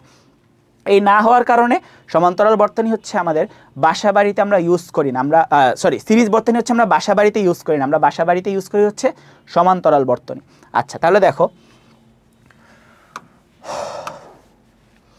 এটা গেল হচ্ছে আমাদের সমান্তরাল বর্তনী। তাহলে পরের যে স্লাইডটা, এখানে যে কোয়েশ্চেনটা আসতেছে, যে এটা হচ্ছে আমাদের ঘ নাম্বার বা হচ্ছে কি বলে উচ্চতর দক্ষতাতে আসার মতো কোয়েশ্চেন, যে বাসা বাড়িতে কোন সার্কিট ইউজ করা হয় এবং সেটার একদম ডিটেলসলি ব্যাখ্যা। যখন তোমাকে এই ব্যাখ্যাটা দিতে বলবে, অবশ্যই তখন তোমাকে সিরিজ সার্কিটেরও ব্যাখ্যা দিতে হবে, সমান্তরালও ব্যাখ্যা দিতে হবে, এবং সাথে যদি সম্ভব হয় দুইটা সার্কিটের বর্তনীর চিত্র আমরা দেখছি না বইয়ের, ওই রকম করে দুইটা চিত্র এঁকে দিবা, একদম 4-এ 4 পাওয়ার মতো, তাহলে ওইটা অ্যান্সার হয়ে যাবে তোমার। বাড়িতে তড়িৎ সংযোগের জন্য সিরিজ বর্তনী উপযোগী নয়, কারণ সুইচ অন করলে একই সাথে সংযুক্ত সব বাল্ব জ্বলে ওঠে, ফ্যান চলতে থাকবে, সেগুলো সিরিজে থাকলে কোনো বাল্বই ফ্যানের প্রয়োজনীয় ভোল্টেজ পাবে না, অর্থাৎ ভাগাভাগি হওয়ার কারণে একটি নির্দিষ্ট বাল্ব বা ফ্যানে ভোল্টেজ কমে যাবে। সুতরাং বাসা বাড়িতে তড়িৎ সংযোগ সমান্তরাল সংযোগ ব্যবস্থা মেনে চলে। চলো আমরা এখানে হচ্ছে আরেকটু ব্যাখ্যা শিখি, যে এখানে কি কি লেখা যায়। সিরিজ বর্তনীর ক্ষেত্রে প্রথমে দেখি, সিরিজ বর্তনীর ক্ষেত্রে কি দেখলাম, যে আমাদের একটা ওয়েতেই সবগুলো বাল্ব যদি কানেক্টেড থাকে এবং কোনো একটা বাল্ব যদি নষ্ট হয়ে যায়, ওইখান থেকে হচ্ছে কি পরের বাল্বগুলোতে কারেন্ট আর ফ্লো হয় না, মানে বাল্বগুলো আর জ্বলে না। তো আবার সিরিজ বর্তনীতে দেখা যাইতেছে কি প্রত্যেকটাকে আমরা আলাদা আলাদা, প্রত্যেকটা লাইট বা প্রত্যেকটা ফ্যান যেটাই বলি না কেন, আমরা আলাদা আলাদা সুইচ দিয়ে আমরা কি করতে পারতেছি না, কন্ট্রোল করতে পারতেছি না। মানে কি, আমি যদি একটা সুইচই অন করি না কেন, একটা সুইচ আমি অন করলেই আমাদের হচ্ছে কি বর্তনীতে যতগুলো বাল্ব বা ফ্যান ছিল সবগুলো হচ্ছে জ্বলতে থাকবে। কিন্তু আমরা কি বাসা বাড়িতে এটা চাই যে আমরা ধরো আমরা ডাইনিং রুমের ফ্যান চালাইলে আমাদের যে রান্নাঘরের ফ্যানটা অন হয়ে যায়, আমরা কি এটা চাই না? আমরা চাই হচ্ছে কি প্রত্যেকটাকে আলাদা আলাদা করে কন্ট্রোল করতে। তো এইটা হচ্ছে সিরিজ বর্তনীতে সম্ভব নয়, এটা সম্ভব হয়েছে আমাদের সমান্তরাল বর্তনীতে। তো সমান্তরাল বর্তনীতে আমরা কি দেখলাম, ওই যে সিমুলেশনে, যে আমরা আলাদা আলাদা সুইচ দিয়ে প্রত্যেকটা লাইট এবং কানেক্ট করতে পারতেছি এবং প্রত্যেকটা লাইটকে আমরা আলাদা আলাদাভাবে কন্ট্রোল করতে পারতেছি। এবং বর্তনীতে যদি কোনো একটা লাইট নষ্ট হয়ে যায়, বর্তনীতে কোনো একটা লাইট নষ্ট হয়ে যায়, ওখানে তড়িৎ প্রবাহ থেমে থাকে না, তারপরে যে লাইটগুলো আছে সেখানে চলতে থাকে। আচ্ছা, তাহলে সমান্তরাল আর সিরিজের মেইন পার্থক্যটা বোঝা গেছে। যেমন একটা রিয়েল লাইফ এক্সাম্পল দিয়ে বোঝাই, ধরো তোমার ডাইনিং রুম আর ড্রয়িং রুম। ডাইনিং রুমের হচ্ছে ধরো লাইটটা নষ্ট হয়ে গেছে, এখন কি তোমার বাসার বা অন্য রুমের কি লাইট সব নষ্ট হয়ে যাবে? না, বা অন্য রুমের লাইট কি একটাও জ্বলবে না? এটা হবে না। অন্য রুমের লাইট হচ্ছে আমরা আলাদা সুইচ দিয়ে কন্ট্রোল করি, তো ওইভাবে হচ্ছে আলাদা জ্বলতে থাকবে, সেই জন্য অন্য রুমের লাইটগুলো হচ্ছে সমান্তরালে কানেক্টেড। ওকে, তাহলে তো কোশ্চেনে যদি বলে যে বাসা বাড়িতে কোন ধরনের সার্কিট হচ্ছে বাসা বাড়িতে জন্য উপযোগী, ঠিক আছে, তাহলে আমরা বলবো সেটা কি সমান্তরাল সার্কিট বা সমান্তরাল বর্তনী। ওকে, কেন বোঝা গেছে সমান্তরাল বর্তনী কি, সিরিজ বর্তনী? আশা করি সবাই ভালো করে বুঝতে পারছো। তোমরা হচ্ছে এইটুক নোট করবা। এরপরে আমাদের আরও ওই যে তড়িৎ বিশ্লেষণটা ইয়েটা আছে, টপিকটা আছে, আমরা ওইটাই যাব। আচ্ছা, তাহলে আশা করি সবাই এই বর্তনীর যে টপিকগুলো এইটুক বুঝতে পারছো। তারপর হচ্ছে আমরা পরের স্লাইডে যাব। আচ্ছা, তাহলে দেখো আমাদের হচ্ছে সার্কিট বা বর্তনীর যেই বেসিক পার্টটুকু এরপরে শেষ। এরপরে মানে এই চ্যাপ্টারের পরবর্তীতে আমাদের হচ্ছে ওই সার্কিট বা কত ক্ষমতায় জ্বলে, কেন এত বেশি জ্বলে, কেন এত কম জ্বলে, এই জিনিসগুলো আমাদের পরের পার্টগুলোতে আছে। কিন্তু এখন পর্যন্ত মানে ওইটার পরে যেটুকু আমরা পড়ছি তারপরে আছে তড়িৎ বিশ্লেষণ টপিকটা, ঠিক আছে, এটা আমরা একদম ডিটেলসলি পড়া ট্রাই করব। আচ্ছা দেখো, তড়িৎ বিশ্লেষণ জিনিসটা কি? কোনো দ্রবণের মধ্যে বিদ্যুৎ বা তড়িৎ প্রবাহিত করে এর অণুগুলোকে ধনাত্মক ও ঋণাত্মক অংশে বিভক্ত করার পদ্ধতিকে তড়িৎ বিশ্লেষণ বলে। সংজ্ঞাটা একদম মুখস্থ করে ফেলবা। আবার দেখো কি বলছে, কোনো দ্রবণের মধ্যে, একটা দ্রবণ নিলাম আমরা, এই দ্রবণের মধ্যে আমরা হচ্ছে তড়িৎ প্রবাহিত করব দ্রবণের মধ্যে, প্রবাহিত করে এর অণুগুলোকে ধনাত্মক এবং ঋণাত্মক অংশে বিভক্ত করার পদ্ধতিকে তড়িৎ বিশ্লেষণ বলে। তড়িৎ প্রবাহ করে দ্রবণের যে দ্রবটিকে দুই ভাগে বিভক্ত বা বিশ্লেষণ করা হয় তাকে তড়িৎ দ্রব বা তড়িৎ বিশ্লেষ্য পদার্থ বলা হয়। যেই দ্রবণটাকে আমরা কি করতেছি, যেই দ্রবণটার মধ্যে আমরা তড়িৎ প্রবাহ করতেছি, তড়িৎ প্রবাহ করে তাকে দুইটা ভাগে বিভক্ত করতেছি, ওই যে ধনাত্মক এবং ঋণাত্মকভাবে বিভক্ত করতেছি, সেই দ্রবণটাকে আমরা কি বলবো, তড়িৎ বিশ্লেষ্য পদার্থ। পরিবাহকের দুই পাশে ব্যাটারি সেল দিয়ে বিভব পার্থক্য তৈরি করলে পরিবাহকের মুক্ত ইলেকট্রনগুলো প্রবাহিত হয়, যেটাকে আমরা বিদ্যুৎ প্রবাহ বা তড়িৎ প্রবাহ বলি। এই যে তড়িৎ প্রবাহ কাকে বলে, ঠিক আছে। তড়িৎ বিশ্লেষের দ্রবণের মধ্যে পরিবাহকের দুই পাশে ব্যাটারি সেল দিয়ে যদি আমরা বিভব পার্থক্য তৈরি করি, ব্যাটারি মানে কানেক্ট করলে হচ্ছে আমাদের, যদি আমরা ব্যাটারি কানেক্ট করি আমরা কি দেখছি, ব্যাটারির নিজস্ব একটা বিভব বা ভোল্টেজ আছে, ওই জিনিসটা হচ্ছে বিভব পার্থক্য বোঝানো হয়েছে যে পরিবাহী তার দ্বারা পরিবাহকের দুই পাশে ব্যাটারি কানেক্ট করলে হচ্ছে একটা বিভব পার্থক্য তৈরি হবে। এই বিভব পার্থক্য তৈরি হওয়ার কারণে পরিবাহকের মুক্ত ইলেকট্রনগুলো প্রবাহিত হবে, যেটা আমরা হচ্ছে কি এই যে বর্তনীর ক্ষেত্রে দেখে আসছি যে যখনই আমরা ব্যাটারি কানেক্ট করছি তখনই হচ্ছে আমাদের কি ইলেকট্রনগুলো ফ্লো হয়েছে এবং তার বিপরীত দিকে হচ্ছে আমাদের কি তড়িৎ প্রবাহ হয়েছে। এটাকে আমরা বলতেছি কি বিদ্যুৎ বা তড়িৎ প্রবাহ। তড়িৎ বিশ্লেষণের সময় দ্রবণের ভেতর দিয়ে কিভাবে বিদ্যুৎ প্রবাহিত করা হবে। তড়িৎ বিশ্লেষণ বা ইলেকট্রোলাইসিসের সময় তড়িৎ দ্রবটি ধনাত্মক ও ঋণাত্মক আয়নে বিভক্ত হয় এবং ঋণাত্মক আয়নের প্রবাহ দিয়ে দ্রবণে বিদ্যুৎ প্রবাহ করা হয়। এই জিনিসটা ইম্পর্টেন্ট যে কোন আয়নের প্রবাহ দ্বারা, ঋণাত্মক আয়নের প্রবাহ দ্বারা দ্রবণে বিদ্যুৎ প্রবাহ করা হয়। সকল অ্যাসিড, ক্ষার, কয়েকটি নিরপেক্ষ লবণ, অ্যাসিড মেশানো পানি ইত্যাদি তড়িৎ দ্রব্য বা তড়িৎ বিশ্লেষ্য পদার্থ। এখন কোশ্চেন হচ্ছে এই তড়িৎ বিশ্লেষ্য পদার্থটা কি বা তড়িৎ বিশ্লেষ্য দ্রব্যটা কি। আমরা হচ্ছে আশা করি ক্লাস 8-এ, তোমরা যখন ক্লাস 8-এ ছিল তখন পর্যায় সারণী চ্যাপ্টার 6 তোমাদের মেবি চ্যাপ্টার 6, হ্যাঁ এরকমই চ্যাপ্টার 6 ছিল। তো পর্যায় সারণীর মধ্যে আমরা বিভিন্ন পরমাণু, মৌল, এদের হচ্ছে নাম জেনে আসছি। কি কি? হাইড্রোজেন, আশা করি সবার মনে থাকবে বা মেমোরাইজ করে এখন, যে hydrogen, helium, lithium, beryllium, boron, এই পরমাণু বা এই মৌলগুলো দিয়ে আমাদের হচ্ছে বিভিন্ন যৌগ গঠন হয়। এই যৌগগুলো পরবর্তীতে যখন দ্রবণ আকারে থাকে, জলীয় অবস্থায় থাকে, সেগুলোকে আমরা দ্রবণ বলতেছি।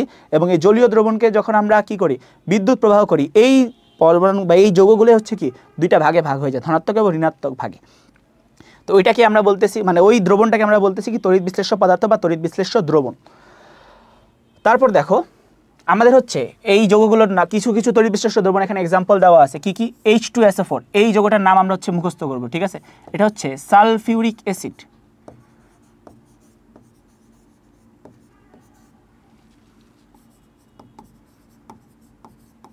Sulphuric acid. তারপরে HNO3, এটার নাম হচ্ছে নাইট্রিক অ্যাসিড, ঠিক আছে? একদম মুখস্থ করে ফেলবা, নোট মতো করে, মানে নোট করে এগুলো হচ্ছে মুখস্থ করবা।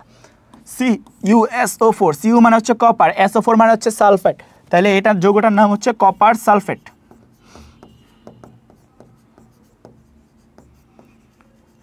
তারপরে AgNO3 মানে হচ্ছে সিলভার নাইট্রেট। Ag মানে হচ্ছে সিলভার, মানে Ag হচ্ছে আমাদের কি একটা পরমাণু যার হচ্ছে নাম হচ্ছে সিলভার। সিলভার, যে তোমরা সিলভারের পাতিল শুনছো না, সিলভারের পাতিল, কপারের প্লেট, এরকম হচ্ছে, তাহলে ওই যৌগগুলো হচ্ছে বা ওই পরমাণুগুলো হচ্ছে আমাদের এইগুলো সিলভার নাইট্রেট। আর এগুলো হচ্ছে একদম ওই পরমাণুগুলো মিলে যৌগ এক একটা, নাইট্রেট।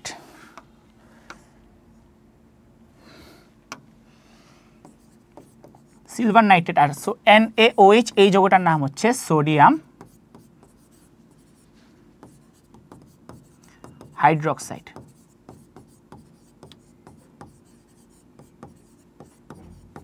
ওকে, আচ্ছা, তাহলে দেখো আমরা জানি স্বাভাবিক অবস্থায় পরমাণু বা অণুতে ইলেকট্রনের সংখ্যা নিউক্লিয়াসে অবস্থিত প্রোটনের সংখ্যার সমান হয়ে থাকে। আচ্ছা, এই জিনিসটা আমরা একটু ডিটেইলসলি বুঝি। আমরা মাত্র বললাম যে আমরা হচ্ছে ক্লাস 8-এ পরমাণু নিয়ে ধারণা পাইছি, তো ওইটা আমরা হচ্ছে একটু রিক্যাপ করি যে ওইখানে কি কি ছিল। এটা ধরো আমাদের হচ্ছে একটা হাইড্রোজেন পরমাণু। হাইড্রোজেনের নাম সবাই শুনছি, হাইড্রোজেন অথবা অক্সিজেন, ঠিক আছে? হাইড্রোজেন পরমাণুর পারমাণবিক সংখ্যা হচ্ছে 1, অক্সিজেনের পারমাণবিক সংখ্যা হচ্ছে 8। আচ্ছা, তা আমরা হচ্ছে অক্সিজেনটা দিয়ে বুঝি আসলে, অথবা হাইড্রোজেনটা দিয়ে বুঝি। দেখো এটা হচ্ছে আমাদের একটা পরমাণুর কেন্দ্রে থাকে হচ্ছে নিউক্লিয়াস। পরমাণুর কেন্দ্রে যে জিনিসটা থাকে সেটাকে আমরা বলি হচ্ছে নিউক্লিয়াস। এবং নিউক্লিয়াসকে কেন্দ্র করে এই যে বিভিন্ন কক্ষপথে যেগুলো ঘুরে তাদেরকে বলি আমরা হচ্ছে ইলেকট্রন। ওকে, আচ্ছা, তাহলে কেন্দ্রে থাকে নিউক্লিয়াস এবং নিউক্লিয়াসকে কেন্দ্র করে, পরমাণুর নিউক্লিয়াসকে কেন্দ্র করে যারা ঘুরতে থাকে তাদের আমরা বলি কি ইলেকট্রন। আচ্ছা, এখন এই নিউক্লিয়াসে আরো দুইটা জিনিস থাকে, মানে নিউক্লিয়াস দুইটা জিনিস নিয়ে গঠিত। কি কি? একটা হচ্ছে প্রোটন, আরেকটা হচ্ছে নিউট্রন। এখন এই প্রোটন নিউট্রন, মানে আমার এই জিনিসটা বোঝানোর মানে উদ্দেশ্যটা কি এরপরে আমরা দেখব, শুধু এইটুকু জেনে রাখো। এখন একটা পরমাণুতে নিউক্লিয়াসে থাকে প্রোটন, নিউট্রন এবং নিউক্লিয়াসকে কেন্দ্র করে বাইরে ঘুরতে থাকে কি ওই পরমাণুর ইলেকট্রনগুলো। এখন একটা পরমাণুতে যত সংখ্যক প্রোটন থাকে, ধরো অক্সিজেনের পারমাণবিক সংখ্যা 8, মানে অক্সিজেনের মধ্যে প্রোটন আছে 8টা, তাহলে অক্সিজেনের মধ্যে ইলেকট্রনও থাকবে হচ্ছে 8টা। হাইড্রোজেনের মধ্যে প্রোটন সংখ্যা বা পারমাণবিক সংখ্যা হচ্ছে 1, হাইড্রোজেনের প্রোটন আছে হচ্ছে 1টা, হাইড্রোজেনের ইলেকট্রনও আছে হচ্ছে আমাদের কত, 1টা। ওকে, তাহলে একটা পরমাণুতে যত সংখ্যক প্রোটন থাকে তত সংখ্যক ইলেকট্রন থাকে। এই জিনিসটা বুঝাইতেছি কেন, এখন দেখো এখানে কি বলছে। স্বাভাবিক অবস্থায় পরমাণুতে, একদম স্বাভাবিক অবস্থায় পরমাণু যখন নর্মালি থাকে, স্বাভাবিক অবস্থায় পরমাণু বা অণুতে ইলেকট্রনের সংখ্যা নিউক্লিয়াসে অবস্থিত প্রোটন সংখ্যার সমান হয়ে থাকে। ইলেকট্রনের সংখ্যা নিউক্লিয়াসে অবস্থিত প্রোটন সংখ্যার সমান হয়ে থাকে। কোনো অণু, পরমাণু বা যৌগমূলকে যদি, অণু হচ্ছে কি অনেকগুলো পরমাণু, দুই বা ততোধিক পরমাণু মিলে যে একটা আকৃতি মানে গঠন করে, কম্পোনেন্ট গঠন করে, সেটা হচ্ছে অণু। এবং অনেকগুলো অণু মিলে হচ্ছে আমাদের মানে অণু একত্রে বা কয়েকটা মিলে হচ্ছে যৌগ গঠন করে, বা সেটাকে আমরা যৌগমূলক বলবো যখন সেটার মধ্যে চার্জ থাকবে। আচ্ছা, এখন একটু দেখো, কোনো অণু, পরমাণু বা যৌগমূলকে যদি স্বাভাবিক সংখ্যার ইলেকট্রনের চেয়ে কম বা বেশি ইলেকট্রন থাকে তাহলে তাকে আয়ন বলে। স্বাভাবিক সংখ্যার চেয়ে ইলেকট্রনের চেয়ে কম বা বেশি ইলেকট্রন থাকে তাহলে আয়ন বলে। জিনিসটা কি, আমরা একটু আগে দেখে আসলাম যে যত সংখ্যক প্রোটন থাকে তত সংখ্যক ইলেকট্রন থাকে। সেটা কখন, যখন পরমাণুটা স্বাভাবিক অবস্থায় থাকে। যদি উত্তেজিত করা হয়, উত্তেজিত করা মানে হচ্ছে কি, এটাকে হচ্ছে তাপ চাপ দিয়ে কোনোভাবে উত্তেজিত করা, এইরকম করা জিনিসটাকে বোঝানো হয়েছে। যে পরমাণুকে যখন উত্তেজিত করা হয় বা পরমাণু যখন ইলেকট্রন আদান প্রদান করে তখন ইলেকট্রন হচ্ছে স্বাভাবিক সংখ্যার চেয়ে কম বা বেশি হয়। এই যে প্রোটন সংখ্যার চেয়ে ইলেকট্রনের সংখ্যার যে তারতম্য, প্রোটন সংখ্যার সাথে একটা পরমাণুতে প্রোটন সংখ্যার সাথে ইলেকট্রন সংখ্যার যে তারতম্য, এটার কারণে ইলেকট্রনের সংখ্যা কম বা বেশি হয়। যার কারণে ওই ইলেকট্রনের সংখ্যা, যতটা ইলেকট্রন থাকে সেই ইলেকট্রনকে বলে আমরা আয়ন বলে ফেলি। তখন যত সংখ্যক ইলেকট্রন থাকে ওই ইলেকট্রনটাকে আমরা কি বলি, আয়ন। প্রোটন সংখ্যা থেকে, যতটা প্রোটন আছে তার থেকে যত কম বা বেশি ইলেকট্রন থাকে তাকে আমরা ওই পরমাণুর আয়ন বলে ফেলি। ইলেকট্রনের সংখ্যা স্বাভাবিকের চেয়ে কম হলে তাকে ধনাত্মক আয়ন। ইলেকট্রন সংখ্যা স্বাভাবিকের চেয়ে কম, যদি কম হয় ধনাত্মক আয়ন। ইলেকট্রন সংখ্যা স্বাভাবিকের চেয়ে বেশি হলে আমরা তাকে বলবো ঋণাত্মক আয়ন। এই জিনিসটা খেয়াল রাখতে হবে। স্বাভাবিকের চেয়ে কম যদি ইলেকট্রন সংখ্যা হয় তাকে বলবো ধনাত্মক আয়ন, এবং স্বাভাবিকের চেয়ে বেশি যদি ইলেকট্রন সংখ্যা হয় তাকে বলবো আমরা কি, ঋণাত্মক আয়ন। আচ্ছা, এখন আমরা দেখি এই যে H2SO4 বা সালফিউরিক অ্যাসিড, যেটা H2SO4, দেখো হাইড্রোজেন, এখানে দেখো H2 মানে দুইটা হাইড্রোজেন আছে, 2H। ওকে, আচ্ছা, সালফার আছে কয়টা, একটা, অক্সিজেন আছে 4টা, O4। ওকে, আচ্ছা, এখন এখানে দেখো একটা প্লাস দুইটা মাইনাস বোঝানো হয়েছে। মানে কি, এইটা একটা আমাদের যৌগমূলক, এই যৌগমূলকের মধ্যে দুইটা ইলেকট্রন বেশি আছে, SO4 2-, এটা দ্বারা বোঝাইতেছে এই যৌগমূলকের মধ্যে যত সংখ্যক ইলেকট্রন থাকার কথা ছিল তার থেকে দুইটা বেশি আছে। এবং এই 2H+ বলতে কি বোঝানো হয়েছে, হাইড্রোজেনের মধ্যে একটা ইলেকট্রন কম আছে, সেই জন্য এটা হচ্ছে H+ আকারে বোঝানো হয়েছে। কেন, ইলেকট্রন সংখ্যা কমে গেলে আমরা হচ্ছে ধনাত্মক আয়ন বলি, ইলেকট্রন সংখ্যা বেড়ে গেলে হচ্ছে আমরা ঋণাত্মক আয়ন বলি। পরেরটা নাইট্রিক অ্যাসিড, দেখো এটা H+, এটা হচ্ছে NO3-, মানে কি এই যৌগমূলকের মধ্যে একটা ইলেকট্রন কত বৃদ্ধি পাইছে, এই যৌগমূলকের মধ্যে একটা ইলেকট্রন কমে গেছে। এখন এই যে বৃদ্ধি পাওয়া কমে, যেটা কিভাবে হয়েছে, হাইড্রোজেনের যে ইলেকট্রনটা ছিল সেটা নাইট্রেট নিয়ে গেছে, এবং নাইট্রেট যে ইলেকট্রন সেটা মানে নাইট্রেট নিয়ে গেছে, তাহলে সেখানে একটা ইলেকট্রন বৃদ্ধি পাইছে। ওকে, আচ্ছা, তারপর দেখো কপার সালফেট। কপার সালফেট হচ্ছে কীভাবে ভাঙে, এই ভাঙাগুলো হচ্ছে আমাদের শিখা লাগবে। 5টা ভাঙন আছে, এইগুলো দিয়ে হচ্ছে আমাদের দেখবা বোর্ডে যা সিকিউ, ঠিক আছে, বোর্ডে সিকিউ এই 5টা ভাঙন দিয়েই মেইনলি আসে। আচ্ছা, কপার সালফেট এটা হচ্ছে কি, কপার 2+, মানে দুইটা প্লাস বলতে বোঝাচ্ছে হচ্ছে কপার 2+, এভাবে আমরা লিখতে পারি। ওকে, তাহলে এখানে দুইটা ইলেকট্রন কমছে এবং SO4 2-, এখানে দুইটা ইলেকট্রন হচ্ছে বাড়ছে, SO4 2-। তারপর silver nitrate, silver plus NO3-, sodium hydroxide, sodium plus OH-, তাহলে এখানে একটা ইলেকট্রন বৃদ্ধি পাইছে, এখানে একটা ইলেকট্রন কমছে। আচ্ছা, এরপর দেখো একটু MCQর জন্য আমাদের জিনিস আছে। বিখ্যাত বিজ্ঞানী আরহিনিয়াস, হ্যাঁ আরহিনিয়াস, মানে একটু ভুল গেছে, আরহিনিয়াস হবে, 1881 সালে তড়িৎ বিশ্লেষণের ব্যাখ্যা দেন। তিনি দেখিয়েছিলেন অ্যাসিড, ক্ষার বা লবণ জাতীয় যৌগিক পদার্থকে তরলে দ্রবীভূত করলে সেগুলো আয়নায়িত হয়ে সমপরিমাণ ধনাত্মক ও ঋণাত্মক আধান বা চার্জযুক্ত আয়নে ভাগ হয়। কি বলছে আরহিনিয়াস, আরেকবার দেখি। 1881 সালে তড়িৎ বিশ্লেষণের ব্যাখ্যা দেন। তিনি দেখিয়েছিলেন অ্যাসিড, ক্ষার বা লবণ জাতীয় যৌগিক পদার্থকে, এই যে সোডিয়াম হাইড্রোক্সাইড যেটা আমাদের আছে, এটা হচ্ছে আমাদেরকে একটা লবণ, আমরা যে সোডিয়াম হাইড্রোক্সাইড, এটা লবণ, এটা হচ্ছে একটা ক্ষার। সোডিয়াম হাইড্রোক্সাইড যেটা আছে সেটা আমাদের হচ্ছে একটা কি, ক্ষার।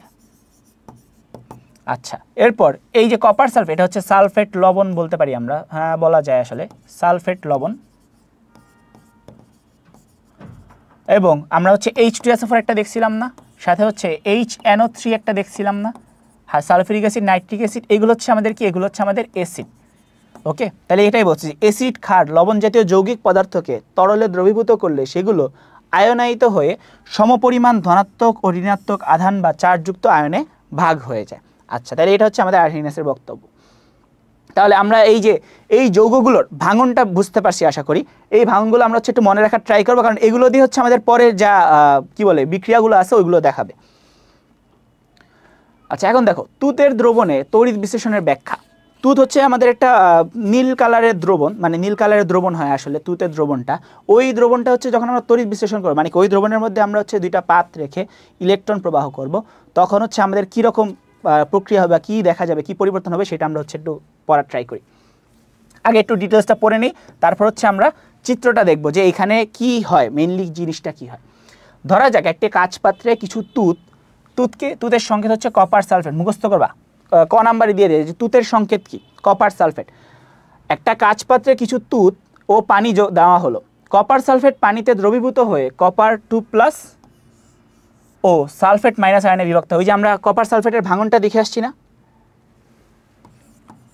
কপার সালফেট, ঠিক আছে, কিভাবে ভাঙে, কপার 2+ SO4 2-। ওকে, আচ্ছা, এখন দ্রবণের মধ্যে দুটি তামার পাত ডুবিয়ে যদি পাত দুটির সাথে একটি তড়িৎ কোষ সংযুক্ত করা হয় তাহলে আয়নের প্রবাহ শুরু হবে। জিনিসটা কি বলছে, আমাদের হচ্ছে একটা দ্রবণ নিব, পানিতে দ্রবীভূত হয়ে কপার সালফেট। আচ্ছা, নর্মালি হচ্ছে কি, কপার সালফেট আমরা নিলাম, কপার সালফেটকে পানিতে দ্রবীভূত করলে কপার 2+ এবং SO4- আয়নে বিভক্ত হয়, বিশ্লিষ্ট হয়। এখন দ্রবণের মধ্যে দুটি তামার পাত আমরা ডুবাবো, তামা বলতে কি, এই যে কপার, তামা, ঠিক আছে, কপারের পাত ডুবিয়ে পাত দুটির সাথে একটি তড়িৎ কোষ সংযুক্ত করব, মানে একটা ব্যাটারি কানেক্ট করব। ব্যাটারি সংযুক্ত করা হলে তাহলে আয়নের প্রবাহ শুরু হবে। ব্যাটারি কানেক্ট করলেই তো তড়িৎ প্রবাহ হবে, তো আয়নের প্রবাহ এটাকে বলছে। আচ্ছা, কপার 2+ আয়নগুলো ক্যাথোডে গিয়ে ক্যাথোড থেকে দুটি ইলেকট্রন গ্রহণ করে এবং আধানহীন তামায় পরিণত হয়ে ক্যাথোডে জমা হতে থাকে। এই জিনিসটা ইম্পর্টেন্ট যে কপার 2+ হচ্ছে দ্রবণ থেকে কোথায় যায়, কপার 2+ দ্রবণ থেকে কোথায় যায়, যে কোয়েশ্চেন করে পড়বা তাহলে দেখবা তোমার মনে থাকবে বেশি। কপার 2+ দ্রবণ থেকে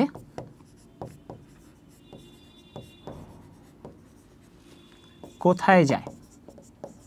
আচ্ছা দেখো আবার দেখি কই যেন বলছে। আচ্ছা, এই যে কপার 2+ আয়নগুলো ক্যাথোডে যায়, ক্যাথোডে গিয়ে ক্যাথোড থেকে দুটি ইলেকট্রন গ্রহণ করে। ক্যাথোড নিজেই তো হচ্ছে আমাদের কপার, তো কপার যখন আবার ক্যাথোডে যাবে ক্যাথোড থেকে দুটি ইলেকট্রন গ্রহণ করে, কেন, কারণ কপার 2+ ছিল, সে যখন দুইটা ইলেকট্রন গ্রহণ করবে সে দেখো ইলেকট্রন হচ্ছে নেগেটিভ চার্জযুক্ত আর সে নিজে পজিটিভ চার্জযুক্ত, তার মধ্যে দুইটা পজিটিভ চার্জ আছে, তার মধ্যে যদি আমি দুইটা নেগেটিভ চার্জ দিই তাহলে সে কি আবার স্বাভাবিক অবস্থায় নিষ্ক্রিয় হয়ে যাবে। ওই যে যেমন স্বাভাবিক অবস্থায় ইলেকট্রন আর প্রোটন সংখ্যা সেম হয়, ওই জিনিসটা হয়ে যাবে তার মধ্যে তখন।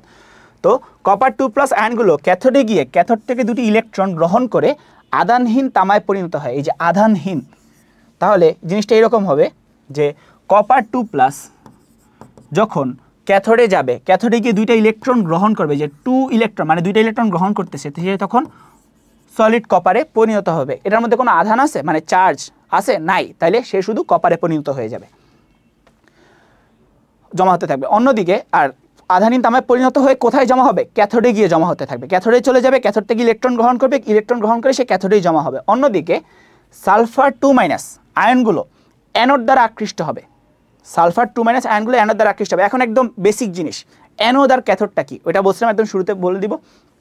অ্যানোড হচ্ছে আমাদের পজিটিভ চার্জযুক্ত যে তড়িৎদ্বারগুলো সেগুলোকে বলতেছি আমরা অ্যানোড, এটা লিখে রাখবা, পজিটিভ চার্জযুক্ত তড়িৎদ্বার। আবার বলি, পজিটিভ চার্জযুক্ত যে তড়িৎদ্বার তাদের বলতেছি আমরা অ্যানোড, এবং নেগেটিভ চার্জযুক্ত যে তড়িৎদ্বার তাদের বলতেছি আমরা ক্যাথোড। এখন আমরা কি জানি, পজিটিভ নেগেটিভের প্রতি আকৃষ্ট হয়। ওই যে চুম্বক, আমরা তো সবাই ছোটবেলা চুম্বক দেখেছি তাই না, চুম্বকে দুইটা মেরু থাকে, দক্ষিণ মেরু আর উত্তর মেরু। তো এটা হচ্ছে কি পজিটিভ নেগেটিভ হিসেবে যদি আমরা কাউন্ট করি, তো পজিটিভ হচ্ছে নেগেটিভের সাথে নেগেটিভের দিয়ে আকৃষ্ট হয়। তো কপার ছিল কি নিজে পজিটিভ, এবং আমাদের ক্যাথোড তড়িৎদ্বারটা নেগেটিভ তড়িৎদ্বার, তাহলে পজিটিভ নেগেটিভের দিকে আকৃষ্ট হয়েছে।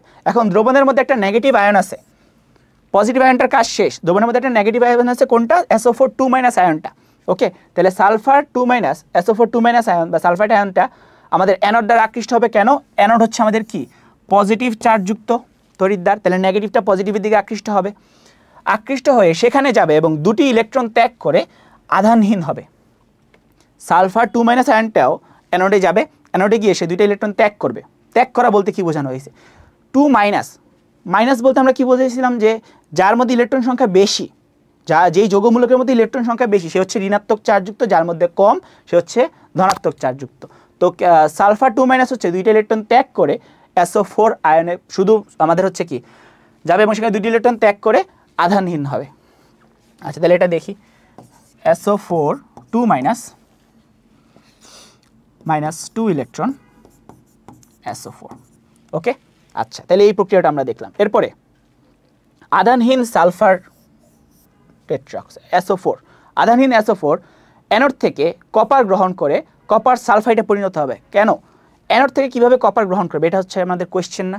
আমরা শুরুতেই কি করছিলাম, দুইটা পাত হচ্ছে আমাদের দ্রবণের মধ্যে মানে ঢুকাইছিলাম, দুইটা পার্ট হচ্ছে দ্রবণের মধ্যে অ্যাড করছিলাম। এখন দুইটা পাত কি ছিল, তামার পাত, তামা বলতে হচ্ছে কপার, তাহলে অ্যানোড হচ্ছে কপার তড়িৎদ্বার, ক্যাথোড হচ্ছে কপারের। তো সালফার যখন অ্যানোডের দিকে যাবে, সলিড অ্যানোড মানে সালফার যখন ইলেকট্রন ত্যাগ করে অ্যানোডের কাছে, অ্যানোড থেকে অ্যানোড ইলেকট্রন ত্যাগ করবে, তখন সে কি অ্যানোডের যে কপারটা আছে সেটা দ্বারা আকৃষ্ট হবে আবার। তো এই SO4 হচ্ছে আবার আমার কপারের সাথে অ্যাড হয়ে কপার সালফেট ক্রিয়েট করবে এবং এই কপার সালফেটটা হচ্ছে আমাদের দ্রবণের মধ্যে চলে যাবে। অ্যানোডের মধ্যে যে কপার সালফেট নতুন করে তৈরি হবে সেটা হচ্ছে দ্রবণের মধ্যে চলে যাবে। ওকে, আচ্ছা কপার সালফেট, এই কপার সালফেট আবার দ্রবণে দ্রবীভূত হবে এবং বলে দ্রবণের ঘনত্ব অপরিবর্তিত থাকবে। তার মানে কি দেখো, কপার হচ্ছে কপারের যে দ্রবণটা বা কপার সালফেটের যে দ্রবণটা, তুতের যে দ্রবণটা, সেটা হচ্ছে যখন বিশ্লেষিত হয়েছে কপার 2+ SO4 2 - বিভক্ত হয়েছে। এখন কপার 2+ তো ক্যাথোডে গিয়ে জমা হয়ে মানে ওখানে জমা হইতেছে, তো দ্রবণের থেকে আমাদের কপার কমে যেতেছে না, মানে আস্তে আস্তে তো কমে যাবে, কারণ একটা নির্দিষ্ট সময় পর পর যদি ক্যাথোডে জমা হইতে থাকে আমাদের দ্রবণের মধ্যে যে কপার সালফেট ছিল সেটা কমে যাবে।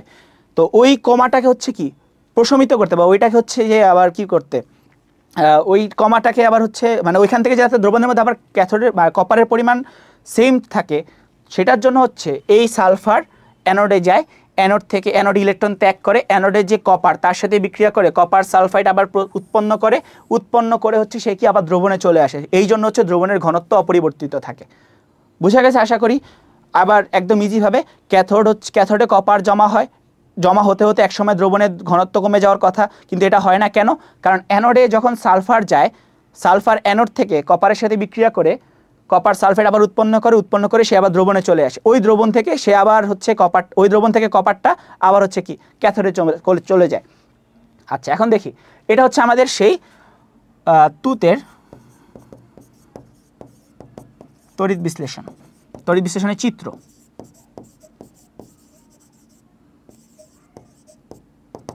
ওকে, এটা হচ্ছে আমাদের সেই তুতের তড়িৎ বিশ্লেষণের চিত্র। দেখো SO4 2 - আয়ন, এটা পজিটিভ চার্জযুক্ত তড়িৎদ্বার আমাদের কি বলছিলাম, অ্যানোড তড়িৎদ্বার। এটা হচ্ছে আমাদের অ্যানোড তড়িৎদ্বার, এটা হচ্ছে আমাদের ক্যাথোড তড়িৎদ্বার। আচ্ছা তাহলে কপার 2+ ক্যাথোডে আকৃষ্ট হবে, ক্যাথোডে জমা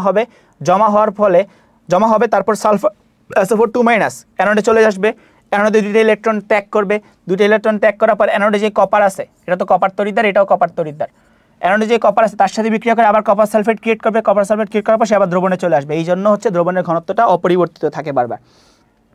তাহলে সুতরাং দেখা যাবে কি, দ্রবণ থেকে যে পরিমাণ কপার ক্যাথোডে জমা হচ্ছে সেই পরিমাণ কপার অ্যানোড থেকে দ্রবণে চলে আসছে। জিনিসটা বোঝা গেছে? যেই পরিমাণ কপার আমাদের ক্যাথোডে জমা হইতেছে, ক্যাথোড থেকে তো সে আর দ্রবণে আসতেছে না, কিন্তু দ্রবণের ঘনমাত্রা অপরিবর্তিত রাখতে আমাদের হচ্ছে অ্যানোড থেকে কপারগুলো আবার দ্রবণে চলে আসে। অর্থাৎ মোট ফল হচ্ছে অ্যানোডের ভর যতটুকু হ্রাস পায় ক্যাথোডের ভর ততটুকুই বৃদ্ধি পায়।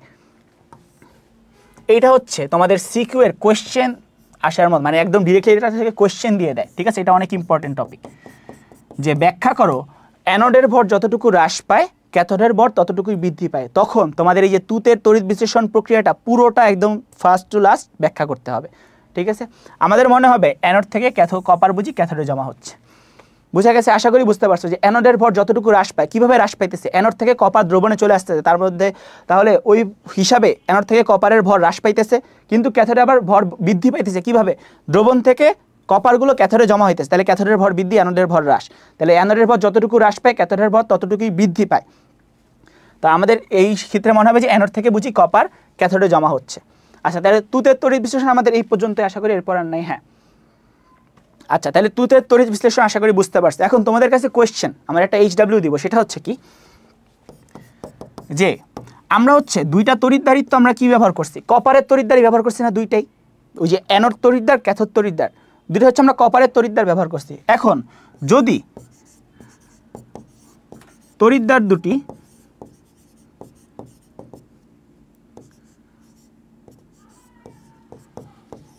কপারের না হয়ে অন্য কিছুর হয়, অন্য কিছু বলতে অন্য যে কোনো পরমাণু বা মৌলের হতে পারে, অন্য কিছুর হয়, তাহলে কি পরিবর্তন ঘটবে?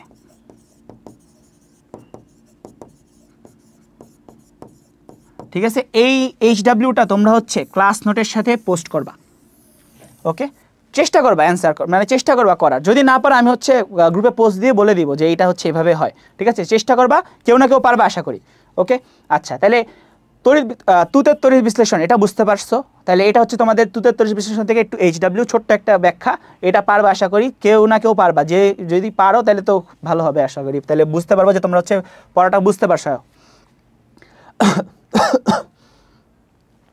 আচ্ছা, তুতের তড়িৎ বিশ্লেষণ শেষ। এখন হচ্ছে আমাদের তড়িৎ বিশ্লেষণ যে আমাদের দৈনন্দিন কি কি কাজে লাগে সেটা আমরা একটু দেখব, যে তড়িৎ বিশ্লেষণ যে প্রক্রিয়াটা এটা আমরা কই ইউজ করি, শুধু তো তুতের ক্ষেত্রে ইউজ করি না, আরও অনেক ক্ষেত্রে ইউজ করা হয়, সেটা কই দেখি।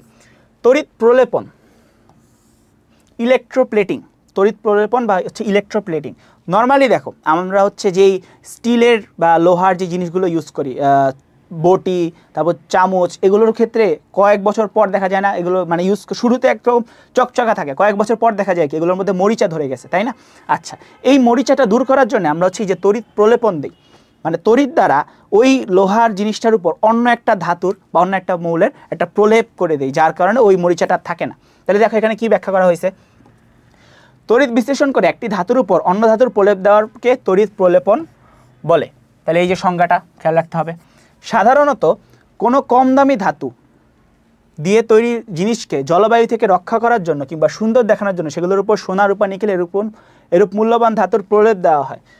যে ধাতব দণ্ডটি, তার মানে কি কম দামি ধাতুর উপর আমরা হচ্ছে বেশি দামি ধাতুর প্রলেপ দিই, কম দামি ধাতুর উপর বেশি দামি ধাতুর প্রলেপ দিই।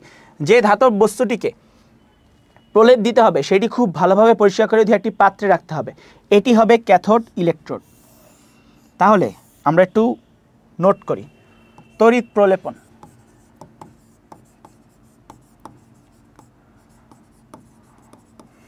তড়িৎ প্রলেপনের সংজ্ঞাটা পড়ব। ঠিক আছে, সংজ্ঞা পড়ার পরে হচ্ছে তারপরে আমরা কি দেখব, কি দেখলাম যে কম দামি ধাতুর উপর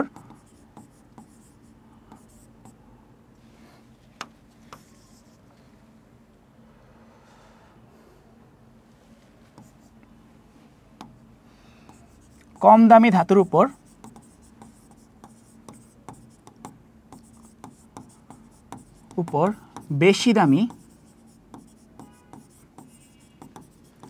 ধাতুর প্রলেপ দেওয়া হয়। ওকে, কম দামি ধাতু কোনগুলো আমাদের হচ্ছে যেখানে এক্সাম্পল দেওয়া আছে যে তামা, লোহা, ব্রোঞ্জের উপর আমরা সোনা, রূপা, নিকেল এরকমের প্রভাব দিই। তাহলে কম দামি ধাতু আমাদের হচ্ছে তামা, রূপা, লোহা, ব্রোঞ্জ। আচ্ছা, তামা, লোহা, ব্রোঞ্জ, তামা, লোহা, ব্রোঞ্জের উপর আমরা হচ্ছে বেশি দামি ধাতু কোনগুলো, সোনা, রূপা, আর একটা হচ্ছে কি যেন নিকেল, মেবি, হ্যাঁ নিকেল, সোনা, রূপা, নিকেল। ওকে, আচ্ছা, এটা গেল আমাদের তড়িৎ প্রলেপনের প্রথম পয়েন্ট। দ্বিতীয় পয়েন্টটা কি দেখো, খুব ভালোভাবে পরিষ্কার করে ধুয়ে পাত্রে রাখতে হবে, এটি হবে ক্যাথোড তড়িৎদ্বার। আমরা হচ্ছে যার উপর প্রলেপ দিব, মানে যার মরিচা ধরছে, যার মরিচাটা আমরা দূর করবো, মানে যার উপর আমরা প্রলেপ দিব, যার উপর প্রলেপ দিব সে হবে ক্যাথোড তড়িৎদ্বার। যার উপর প্রলেপ দিব সে হবে ক্যাথোড তড়িৎদ্বার। আচ্ছা, তারপর ক্যাথোড তড়িৎদ্বার কোনটা, নেগেটিভ যেই তড়িৎদ্বারটা তাকে আমরা বলতেছি হচ্ছে ক্যাথোড তড়িৎদ্বার। আচ্ছা, এরপরে দেখি কি বলছে, যে ধাতুর প্রলেপ দিতে হবে তাকে অ্যানোড করা হয়। তাহলে যে ধাতুর প্রলেপ দিব, যে দামি ধাতুর প্রলেপ দিব, যে দামি ধাতুর প্রলেপ দিব সে হবে অ্যানোড তড়িৎদ্বার।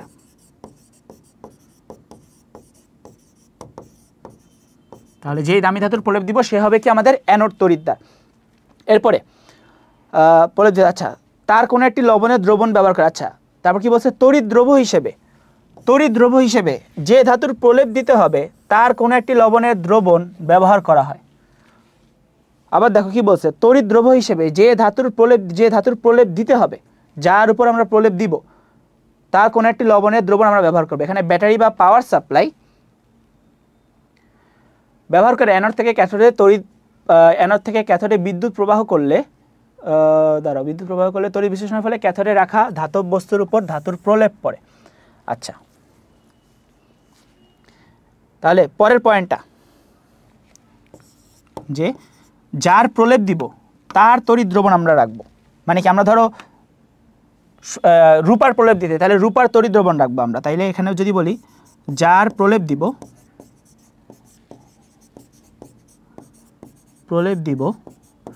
সেই ধাতুর তড়িৎ দ্রবণ, বলতে ওই যে তড়িৎ বিশ্লেষ্য দ্রবণ যেটা আমরা একটু আগে শিখে আসছি, যে সেই ধাতুর তড়িৎ দ্রবণ রাখবো।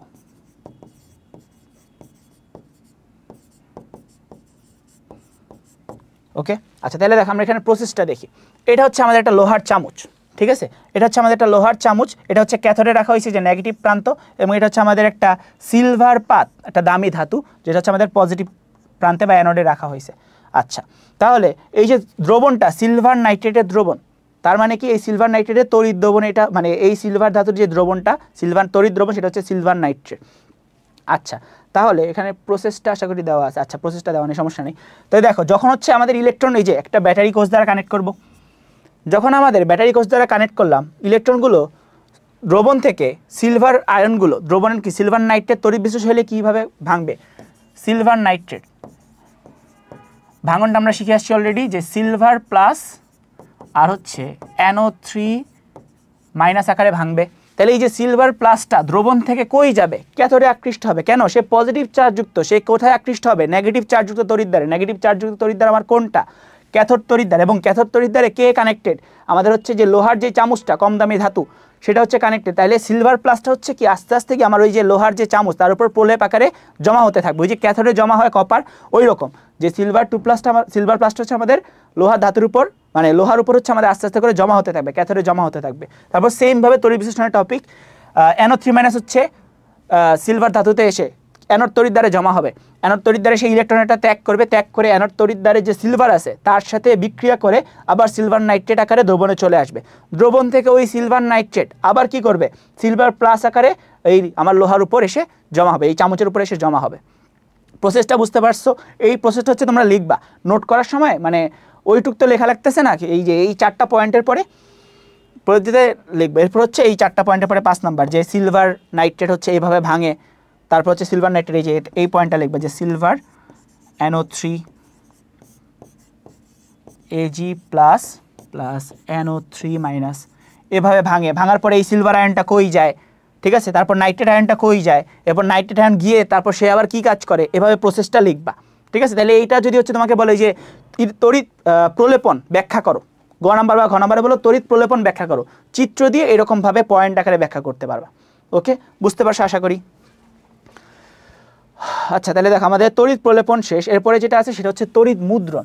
আচ্ছা, এখন দেখো তোমাদের হচ্ছে স্কুলের যে প্রিন্সিপাল স্যার বা অন্য টিচারদের যে রুম থাকে তাদের হচ্ছে একটা নেম প্লেট থাকে না, রুমের বাইরে একটা বড় করে নেম প্লেট, হচ্ছে কি খাঁজ কাটা নেম প্লেট, যেগুলোর কথা বলতেছি। নর্মালি লেখা হাতে লেখা বা প্রিন্টেড নেম প্লেট ওগুলো না, কিন্তু যেগুলো হচ্ছে খাঁজ কাটা নেম প্লেট ওগুলোর কথা বলতেছি। ওই খাঁজ কাটা নেম প্লেটগুলোই হচ্ছে আমাদের এই যে তড়িৎ মুদ্রণ, যেটা ওইটা, যে তড়িৎ প্রলেপনের একটি বিশেষ পদ্ধতি ব্যবহার করে হলফ, ব্লক মডেল ইত্যাদি তৈরি করাকে আমরা তড়িৎ মুদ্রণ বলি। আচ্ছা, এই সংজ্ঞাটা এই যে প্রথম লাইনে, তড়িৎ মুদ্রণের জন্য প্রথমে লেখাটিকে সাধারণ টাইপে মোমের উপর ছাপ নেওয়া হয়, এর উপর কিছু গ্রাফাইট গুঁড়ো ছড়িয়ে একে তড়িৎ পরিবাহী করা হয়। আচ্ছা, প্রথমে কি করা হয়? প্রথমে একটা মোমের শেপ, মানে একটা মোমের ছাঁচ গঠন করা হয়। ওই ছাঁচের উপর আমরা কি নেই? গ্রাফাইট নেই। গ্রাফাইট নিয়ে একে তড়িৎ পরিবাহী করা হয়। কেন? গ্রাফাইট হচ্ছে তড়িৎ পরিবাহী। তারপর কপার সালফেট দ্রবণে একটি ক্যাথোডে পাত হিসেবে ডুবানো হয় এবং একটি তামার পাতকে অ্যানোড হিসেবে ব্যবহার করা হয়। এখন দ্রবণের মধ্যে তড়িৎ প্রবাহ চালালে মোমের ছাঁচের উপর তামার প্রলেপ পড়বে। প্রলেপ খানিকটা পুরু হলে ছাঁচ থেকে ছাড়িয়ে ছাপার কাজে ব্যবহার করা হয়। আচ্ছা, তাহলে দেখো জিনিসটা আমি একবার এক্সপ্লেন করি কি হইতেছে। তড়িৎ প্রলেপন জিনিসটা কি? প্রথমে হচ্ছে আমাদের একটা মোমের ছাঁচ থাকে, ঠিক আছে? মানে তড়িৎ প্রলেপন হচ্ছে নর্মালি আমরা হচ্ছে ওই যে নেম প্লেট যে তৈরি করি, হরফ, ব্লক মডেল, এইগুলো যে আমরা তৈরি করি, এগুলো যে একটা মানে শাইনি যে একটা ভাব আসে, ওইটা আসে এই তড়িৎ প্রলেপ কি জানো, তড়িৎ মুদ্রণের কারণে। এখন এটা কিভাবে হয়, প্রসেসটা কি সেটা আমরা দেখি। প্রথমে আমরা একটা মোমের ছাপ তৈরি করি, মানে মোমের একটা ছাঁচ তৈরি করি যেখানে হচ্ছে লেখাগুলো থাকে। ওই ছাঁচের উপর আমরা কি করি? গ্রাফাইট দেই, ঠিক আছে? ওই ছাঁচের উপর আমরা হচ্ছে গ্রাফাইট দেই। গ্রাফাইট দেওয়ার ফলে সেটা হচ্ছে কি তড়িৎ পরিবাহী হয়ে যায়। গ্রাফাইট দেওয়ার ফলে সে তড়িৎ পরিবাহী হয়ে যায়। এই তড়িৎ পরিবাহীকে আমরা হচ্ছে মানে এইটুকু পার্টকে আমরা হচ্ছে একটা কপারের দ্রবণে নেই, কপারের দ্রবণে সেটা ক্যাথোডে যুক্ত করি, কপারের দ্রবণে তাকে ক্যাথোডে যুক্ত করি। আচ্ছা, এরপর অ্যানোডে কি করি? এখন ক্যাথোড নিচ্ছি দ্রবণের মধ্যে, আমার অবশ্যই একটা অ্যানোড লাগবে। অ্যানোডে হচ্ছে আমরা একটা তামার পাতকে অ্যানোড হিসেবে রাখি। এখন অ্যানোডে তামার পাত রাখার প্রসেসটা মানে কেন রাখলাম? আমরা হচ্ছে তুতে তড়িৎ বিশ্লেষণটা একটু খেয়াল করি। একদম শেষের দিকে বলছিল না যে অ্যানোড থেকে, মনে হচ্ছে যে অ্যানোড থেকে ক্যাথোডের দিকে কপার জমা হইতেছে, এটা বলছিল। তো এটার ক্ষেত্রেও সেম, যে যখন আমরা অ্যানোড পাতটাকে অ্যানোডকে হচ্ছে তামার পাত হিসেবে ইউজ করবো, মানে অ্যানোডে হচ্ছে আমরা তামার পাত ইউজ করব, ব্যবহার করব, তখন তামার পাত থেকে তামাগুলো বা তামার প্রলেপটা হচ্ছে আমাদের কি আস্তে আস্তে এই যে ক্যাথোড পাত বা আমাদের যে ছাঁচটা ছিল সেটার মধ্যে আস্তে আস্তে জমা হবে, এবং জমা একটা মোটা খানিকটা পুরু বা মোটা হলে সেটাকে আমরা হচ্ছে কি ছাড়িয়ে ছাপার কাজে ব্যবহার করতে পারবো। এটাই হচ্ছে আমাদের কি তড়িৎ মুদ্রণ বা হচ্ছে ইলেকট্রোটাইপিং। আচ্ছা, আর তো নাই, হ্যাঁ এই যে এটা হচ্ছে আমাদের আজকের জন্য মানে আমাদের ফার্স্ট লেকচারের শেষ স্লাইড। এটা একটু দেখি কি বলছে, যে ধাতু নিষ্কাশন ও শোধন। আচ্ছা, আমরা হচ্ছে ওই যে বিভিন্ন দেশে স্বর্ণের খনি, তারপর হচ্ছে তামার খনি, তারপর হচ্ছে কি বলে ওই যে পেট্রোলিয়ামের খনি, এরকম মানে কথা বলতেছি আর কি, এরকম বিভিন্ন খনি থাকে। এখন এগুলোর মধ্যে এই যে পেট্রোলিয়ামের মধ্যে শুধু পেট্রোলিয়ামই থাকে না, কিন্তু আরও অনেক কম্পোনেন্ট মিশানো থাকে। সেমভাবে স্বর্ণের খনিতে শুধু স্বর্ণই থাকে না, আরও অনেক ধরো তামা, পিতল, লোহা এগুলো হচ্ছে মিশানো থাকে। ওকে, তো এইগুলো থেকে একদম আমাদের যদি স্বর্ণটা আলাদা করতে হয়, ঠিক আছে, এবং এই পেট্রোলিয়াম থেকে পেট্রোলিয়াম আলাদা করতে হয়, এই প্রসেসটা হচ্ছে ইলেকট্রোপ্লেটিংয়ের সাহায্যে বা ইলেকট্রোপ্লেটিং না তো সরি কি জানো ইলেকট্রোলাইসিসের সাহায্যে আমরা করতে পারি। ঠিক আছে, কিভাবে করি দেখো। খনি থেকে কোনো ধাতু সাধারণত বিশুদ্ধ অবস্থায় পাওয়া যায় না, খনি থেকে কোনো ধাতুই সাধারণত বিশুদ্ধ অবস্থায় পাওয়া যায় না, তার সাথে অবশ্যই বিভিন্ন ধরনের কম্পোনেন্ট মিক্স থাকে। এদের মধ্যে নানান ধাতুর মিশ্রণ থাকে যাকে আমরা আকরিক বলি। এই যে নানান ধাতুর মিশ্রণ সহ আমাদের যে ধাতুটা তাকে আমরা কি বলতেছি? আকরিক। নানান ধাতুর মিশ্রণ সহ যে আমাদের ধাতুটা তাকে আমরা বলতেছি আকরিক। বিভিন্ন কয়েকটা খনি আছে অ্যালুমিনিয়াম থেকে, সেখান থেকে আমরা অ্যালুমিনিয়াম পাই, অ্যালুমিনিয়ামের আকরিক আছে। তো ওই যে মিশ্রিত আমরা চাই কি শুধু অ্যালুমিনিয়াম, কিন্তু খনি থেকে আমরা পাই শুধু অ্যালুমিনিয়াম পাইতেছি না, তার সাথে অনেক কম্পোনেন্ট বা আরও কিছু মৌল বা একদম অ্যালুমিনিয়ামের টোটাল একটা যৌগ আমরা পাইতেছি। ওকে, ওই যৌগটাকে আমরা বলতেছি কি অ্যালুমিনিয়ামের আকরিক। বুঝা গেছে? তাহলে আকরিক জিনিসটা কি? যে খনি থেকে আমরা যে এই জিনিসগুলো পাইতেছি সেগুলো হচ্ছে আকরিক। ওইখান থেকে আমাদের যে কাঙ্ক্ষিত অ্যালুমিনিয়াম বা স্বর্ণ বা কি বলে রৌপ্য বা হচ্ছে পেট্রোলিয়াম, ওইগুলো হচ্ছে আমাদের যে কম্পোনেন্ট, কিন্তু ওইটা যে মিশ্রিত অবস্থায় থাকে ওই জিনিসটাকে আমরা বলতেছি কি আকরিক। তড়িৎ বিশ্লেষণের সাহায্যে আকরিক থেকে সহজে ধাতু নিষ্কাশন ও শোধন করা যায়। তড়িৎ বিশ্লেষণের সাহায্যে আকরিক থেকে সহজে ধাতু নিষ্কাশন ও শোধন করা যায়। ধাতু নিষ্কাশন বলছিলাম মিশ্রিত থাকে, তাহলে অবশ্যই ওই মিশ্রিত অবস্থা থেকে আমার শুধু ধাতুটাকে আলাদা করে নিতে হবে, এটাই হচ্ছে ধাতু নিষ্কাশন বা শোধন। যে আকরিক থেকে ধাতু নিষ্কাশন করতে হবে সেটিকে অ্যানোড হিসেবে ব্যবহার করা হয়। আবার দেখো, যে আকরিক থেকে ধাতু নিষ্কাশন করতে হবে সেটিকে অ্যানোড হিসেবে ব্যবহার করা হয়। তার মানে যেই কম্পোনেন্ট সহ টোটাল যে যৌগটা থাকে সেটা হচ্ছে আমাদের অ্যানোড। যেই আকরিক থেকে ধাতু নিষ্কাশন করতে হবে তাকে আমরা বলতেছি অ্যানোড। যে ধাতু নিষ্কাশন করতে হবে তার কোনো একটি লবণের দ্রবণকে তড়িৎ দ্রব। যে ধাতু নিষ্কাশন করতে হবে, ধরো অ্যালুমিনিয়াম নিষ্কাশন করলাম, তাহলে অ্যালুমিনিয়ামের তড়িৎ দ্রবণ ব্যবহার করতে হবে। সিলভার আমরা নিষ্কাশন করব, তাহলে সিলভারের তড়িৎ দ্রবণ ব্যবহার করতে হবে, এবং তার ছোট একটি বিশুদ্ধ পাতকে ক্যাথোড হিসেবে ব্যবহার করতে হবে। বোঝা গেছে জিনিসটা? আচ্ছা, এখন দ্রবণের মধ্যে তড়িৎ প্রবাহ চালনা করলে আকরিক থেকে বিশুদ্ধ ধাতু নিষ্কাশিত হয়ে ক্যাথোডে সঞ্চিত হবে। দেখো প্রসেসটা আবার একদম ইজি। তড়িৎ বিশ্লেষণ যদি বুঝে থাকো এই প্রসেসগুলো একদম ইজিভাবে বুঝবা। দেখো আমার একটা মানে ধরো একটা ইয়ে আছে, কি বলে, পেয়ালা আছে বা কাপ আছে। আচ্ছা, দুইটা পাত আছে, একটা হচ্ছে অ্যানোড, একটা হচ্ছে কি আমাদের ক্যাথোড। এই দুটাকে আমি কোষ দ্বারা কানেক্ট করব। কোষ মানে হচ্ছে ব্যাটারি দ্বারা কানেক্ট করব। আচ্ছা, এখন ধরো আমি সিলভার ধাতু নিষ্কাশন করব, তাইলে অবশ্যই আমার যেই ধাতুটা নিষ্কাশন করব তার একটা তড়িৎ দ্রবণ লাগবে, সিলভার নাইট্রেট। এখন এইটা ধরো সিলভারের আকরিক, ঠিক আছে, সিলভারের আকরিক। এটা সিলভারের আকরিক ডিরেক্টলি আসে, এইগুলো তো নাই তোমাদের, তা একটু দেখা যাক, দেখি সিলভারের আকরিক কোনটা।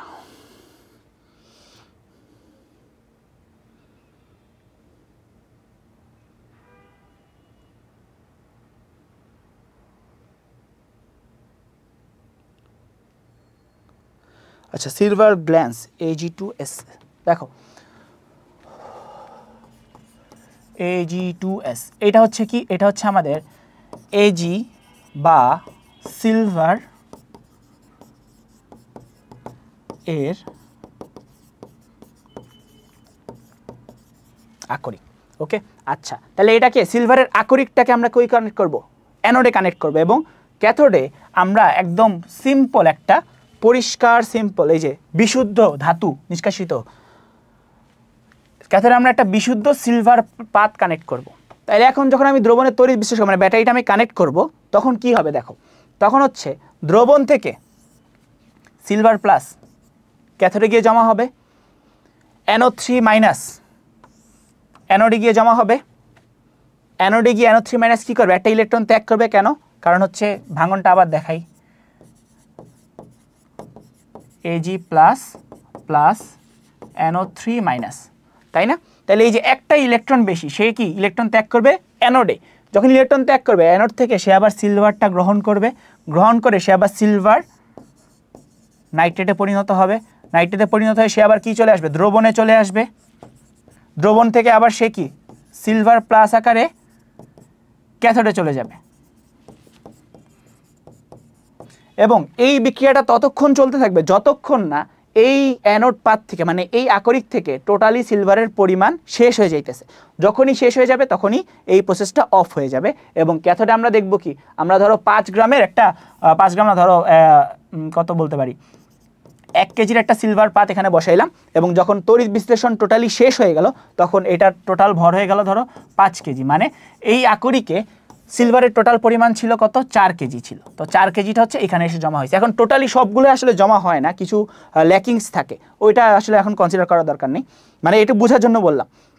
আশা করি বুঝতে পারছো। তাহলে আমাদের তড়িৎ বিশ্লেষণের 3টা ওয়ে বলছে, প্রাত্যহিক জীবনে 3টা ওয়েতে তড়িৎ বিশ্লেষণ করা হয়। একটা তড়িৎ প্রলেপন, আমরা লোহার মরিচা ধরা থেকে মরিচা রোধ করার জন্য তড়িৎ প্রলেপন দিই। তারপর তড়িৎ মুদ্রণ, যেটাকে আমরা ওই যে ব্লক মডেল বা হরফ বা কি নেম প্লেট তৈরি করার জন্য বলতে পারি। আরেকটা আকরিক থেকে ধাতু নিষ্কাশন, আকরিক থেকে ধাতু নিষ্কাশন। তাহলে এই 3টা আমাদের কি তড়িৎ বিশ্লেষণের প্রাত্যহিক জীবনের প্রয়োগ। ওকে, আচ্ছা, তাহলে আজকে আমরা কি কি পড়ছি বা এই লেকচারে আমরা কি কি পড়ছি সেটা একটু সামারাইজ করি। আমরা শুরুতে ব্যাটারি, কোষ, এইগুলো নিয়ে ডিটেলসলি জানলাম। তারপর ব্যাটারি এবং মোবাইল ব্যাটারি মানে পেন্সিল ব্যাটারি, ব্যাটারির টাইপগুলো জানলাম। মোবাইল মানে এই দুটার মধ্যে পার্থক্য কী। তারপর পেন্সিল ব্যাটারি বলতে ওই যে রিমোট ব্যাটারি যেগুলো, ওইটাকে বলতেছি আমরা পেন্সিল ব্যাটারি। ওকে, আচ্ছা, এই দুটো নিয়ে জানলাম। এরপর এদের সংযোগ দেখলাম, যে সিরিজ বর্তনী, আর তারপর দেখলাম সমান্তরাল বর্তনী। ওকে, এগুলো আমরা একদম সিমুলেশন সহ দেখছি। আশা করি সবাই ভালো করে বুঝতে পারছো। ওকে, এরপরে যদি না বুঝো এই লেকচারের পর তো আমরা আরেকটা লেকচার করব, ঠিক আছে? ওইখানে আরও ডিটেলসে অনেক কিছু আছে, ঠিক আছে? ওইখানে দেখবো। এরপর বাসা বাড়িতে কোনটা ইফেক্টিভ, সমান্তরাল বর্তনী, এগুলো দেখলাম। এরপর তারপর 5 নম্বর টপিক ধরো আমরা এরপরে দেখলাম তড়িৎ বিশ্লেষণ।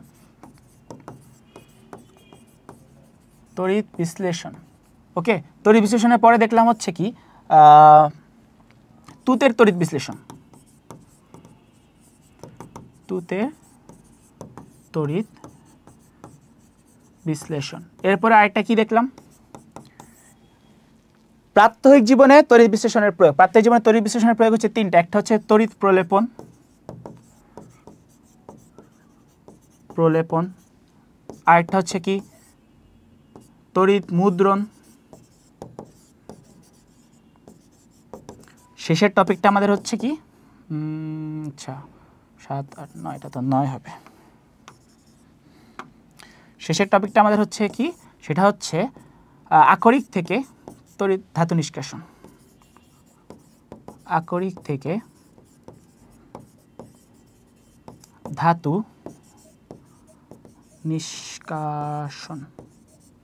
ওকে, আশা করি সবাই ভালো করে বুঝতে পারছো। ঠিক আছে, তো আমাদের প্রথম লেকচার আমরা এই পর্যন্তই শেষ করতে পারি। তোমাদের কাজ হচ্ছে কি, ক্লাস নোট করবা, ক্লাসটা ভালো করে বোঝার ট্রাই করবা। একদম ডিটেলসলি পড়াইছি, প্রত্যেকটা জিনিস ধরে ধরে পড়াইছি। আগে জিনিসগুলো বুঝবা, ক্লাস নোট করবার সাথে, এবং ক্লাস নোটগুলো হচ্ছে আমাদের কামব্যাক রেদন ম্যাটার যে গ্রুপটা আছে ওটার মধ্যে পোস্ট করবা। আচ্ছা, কামব্যাক গ্রুপে পোস্ট করবে, ওটা হচ্ছে তোমরা মেইন গ্রুপে পোস্ট করবা। ঠিক আছে, মেইন গ্রুপে, এবং বলে দিবা যে ক্লাসটা হচ্ছে আমাদের কোথায় আপলোড গেছে, আমাদের এই যে কামব্যাক উইথ রেদন ম্যাটার যে গ্রুপটা আছে ওই গ্রুপটার মধ্যে পোস্ট হয়েছে। ঠিক আছে, তো সবাই ভালো থাকবা, সুস্থ থাকবা, সবার সাথে আবার পরের লেকচারে দেখা হবে। এই লেকচার এই পর্যন্তই। কেউ কোনো বিষয় যদি বুঝতে না পারো সেটা হচ্ছে কমেন্ট করবা ভিডিওর নিচে, আমরা হচ্ছে সেটা পরের লেকচারে কভার করে দেওয়ার ট্রাই করবো যদি আবার বুঝতে চাও জিনিসটা। ওকে, তো সবাই ভালো থাকো, সুস্থ থাকো, আসসালামু আলাইকুম।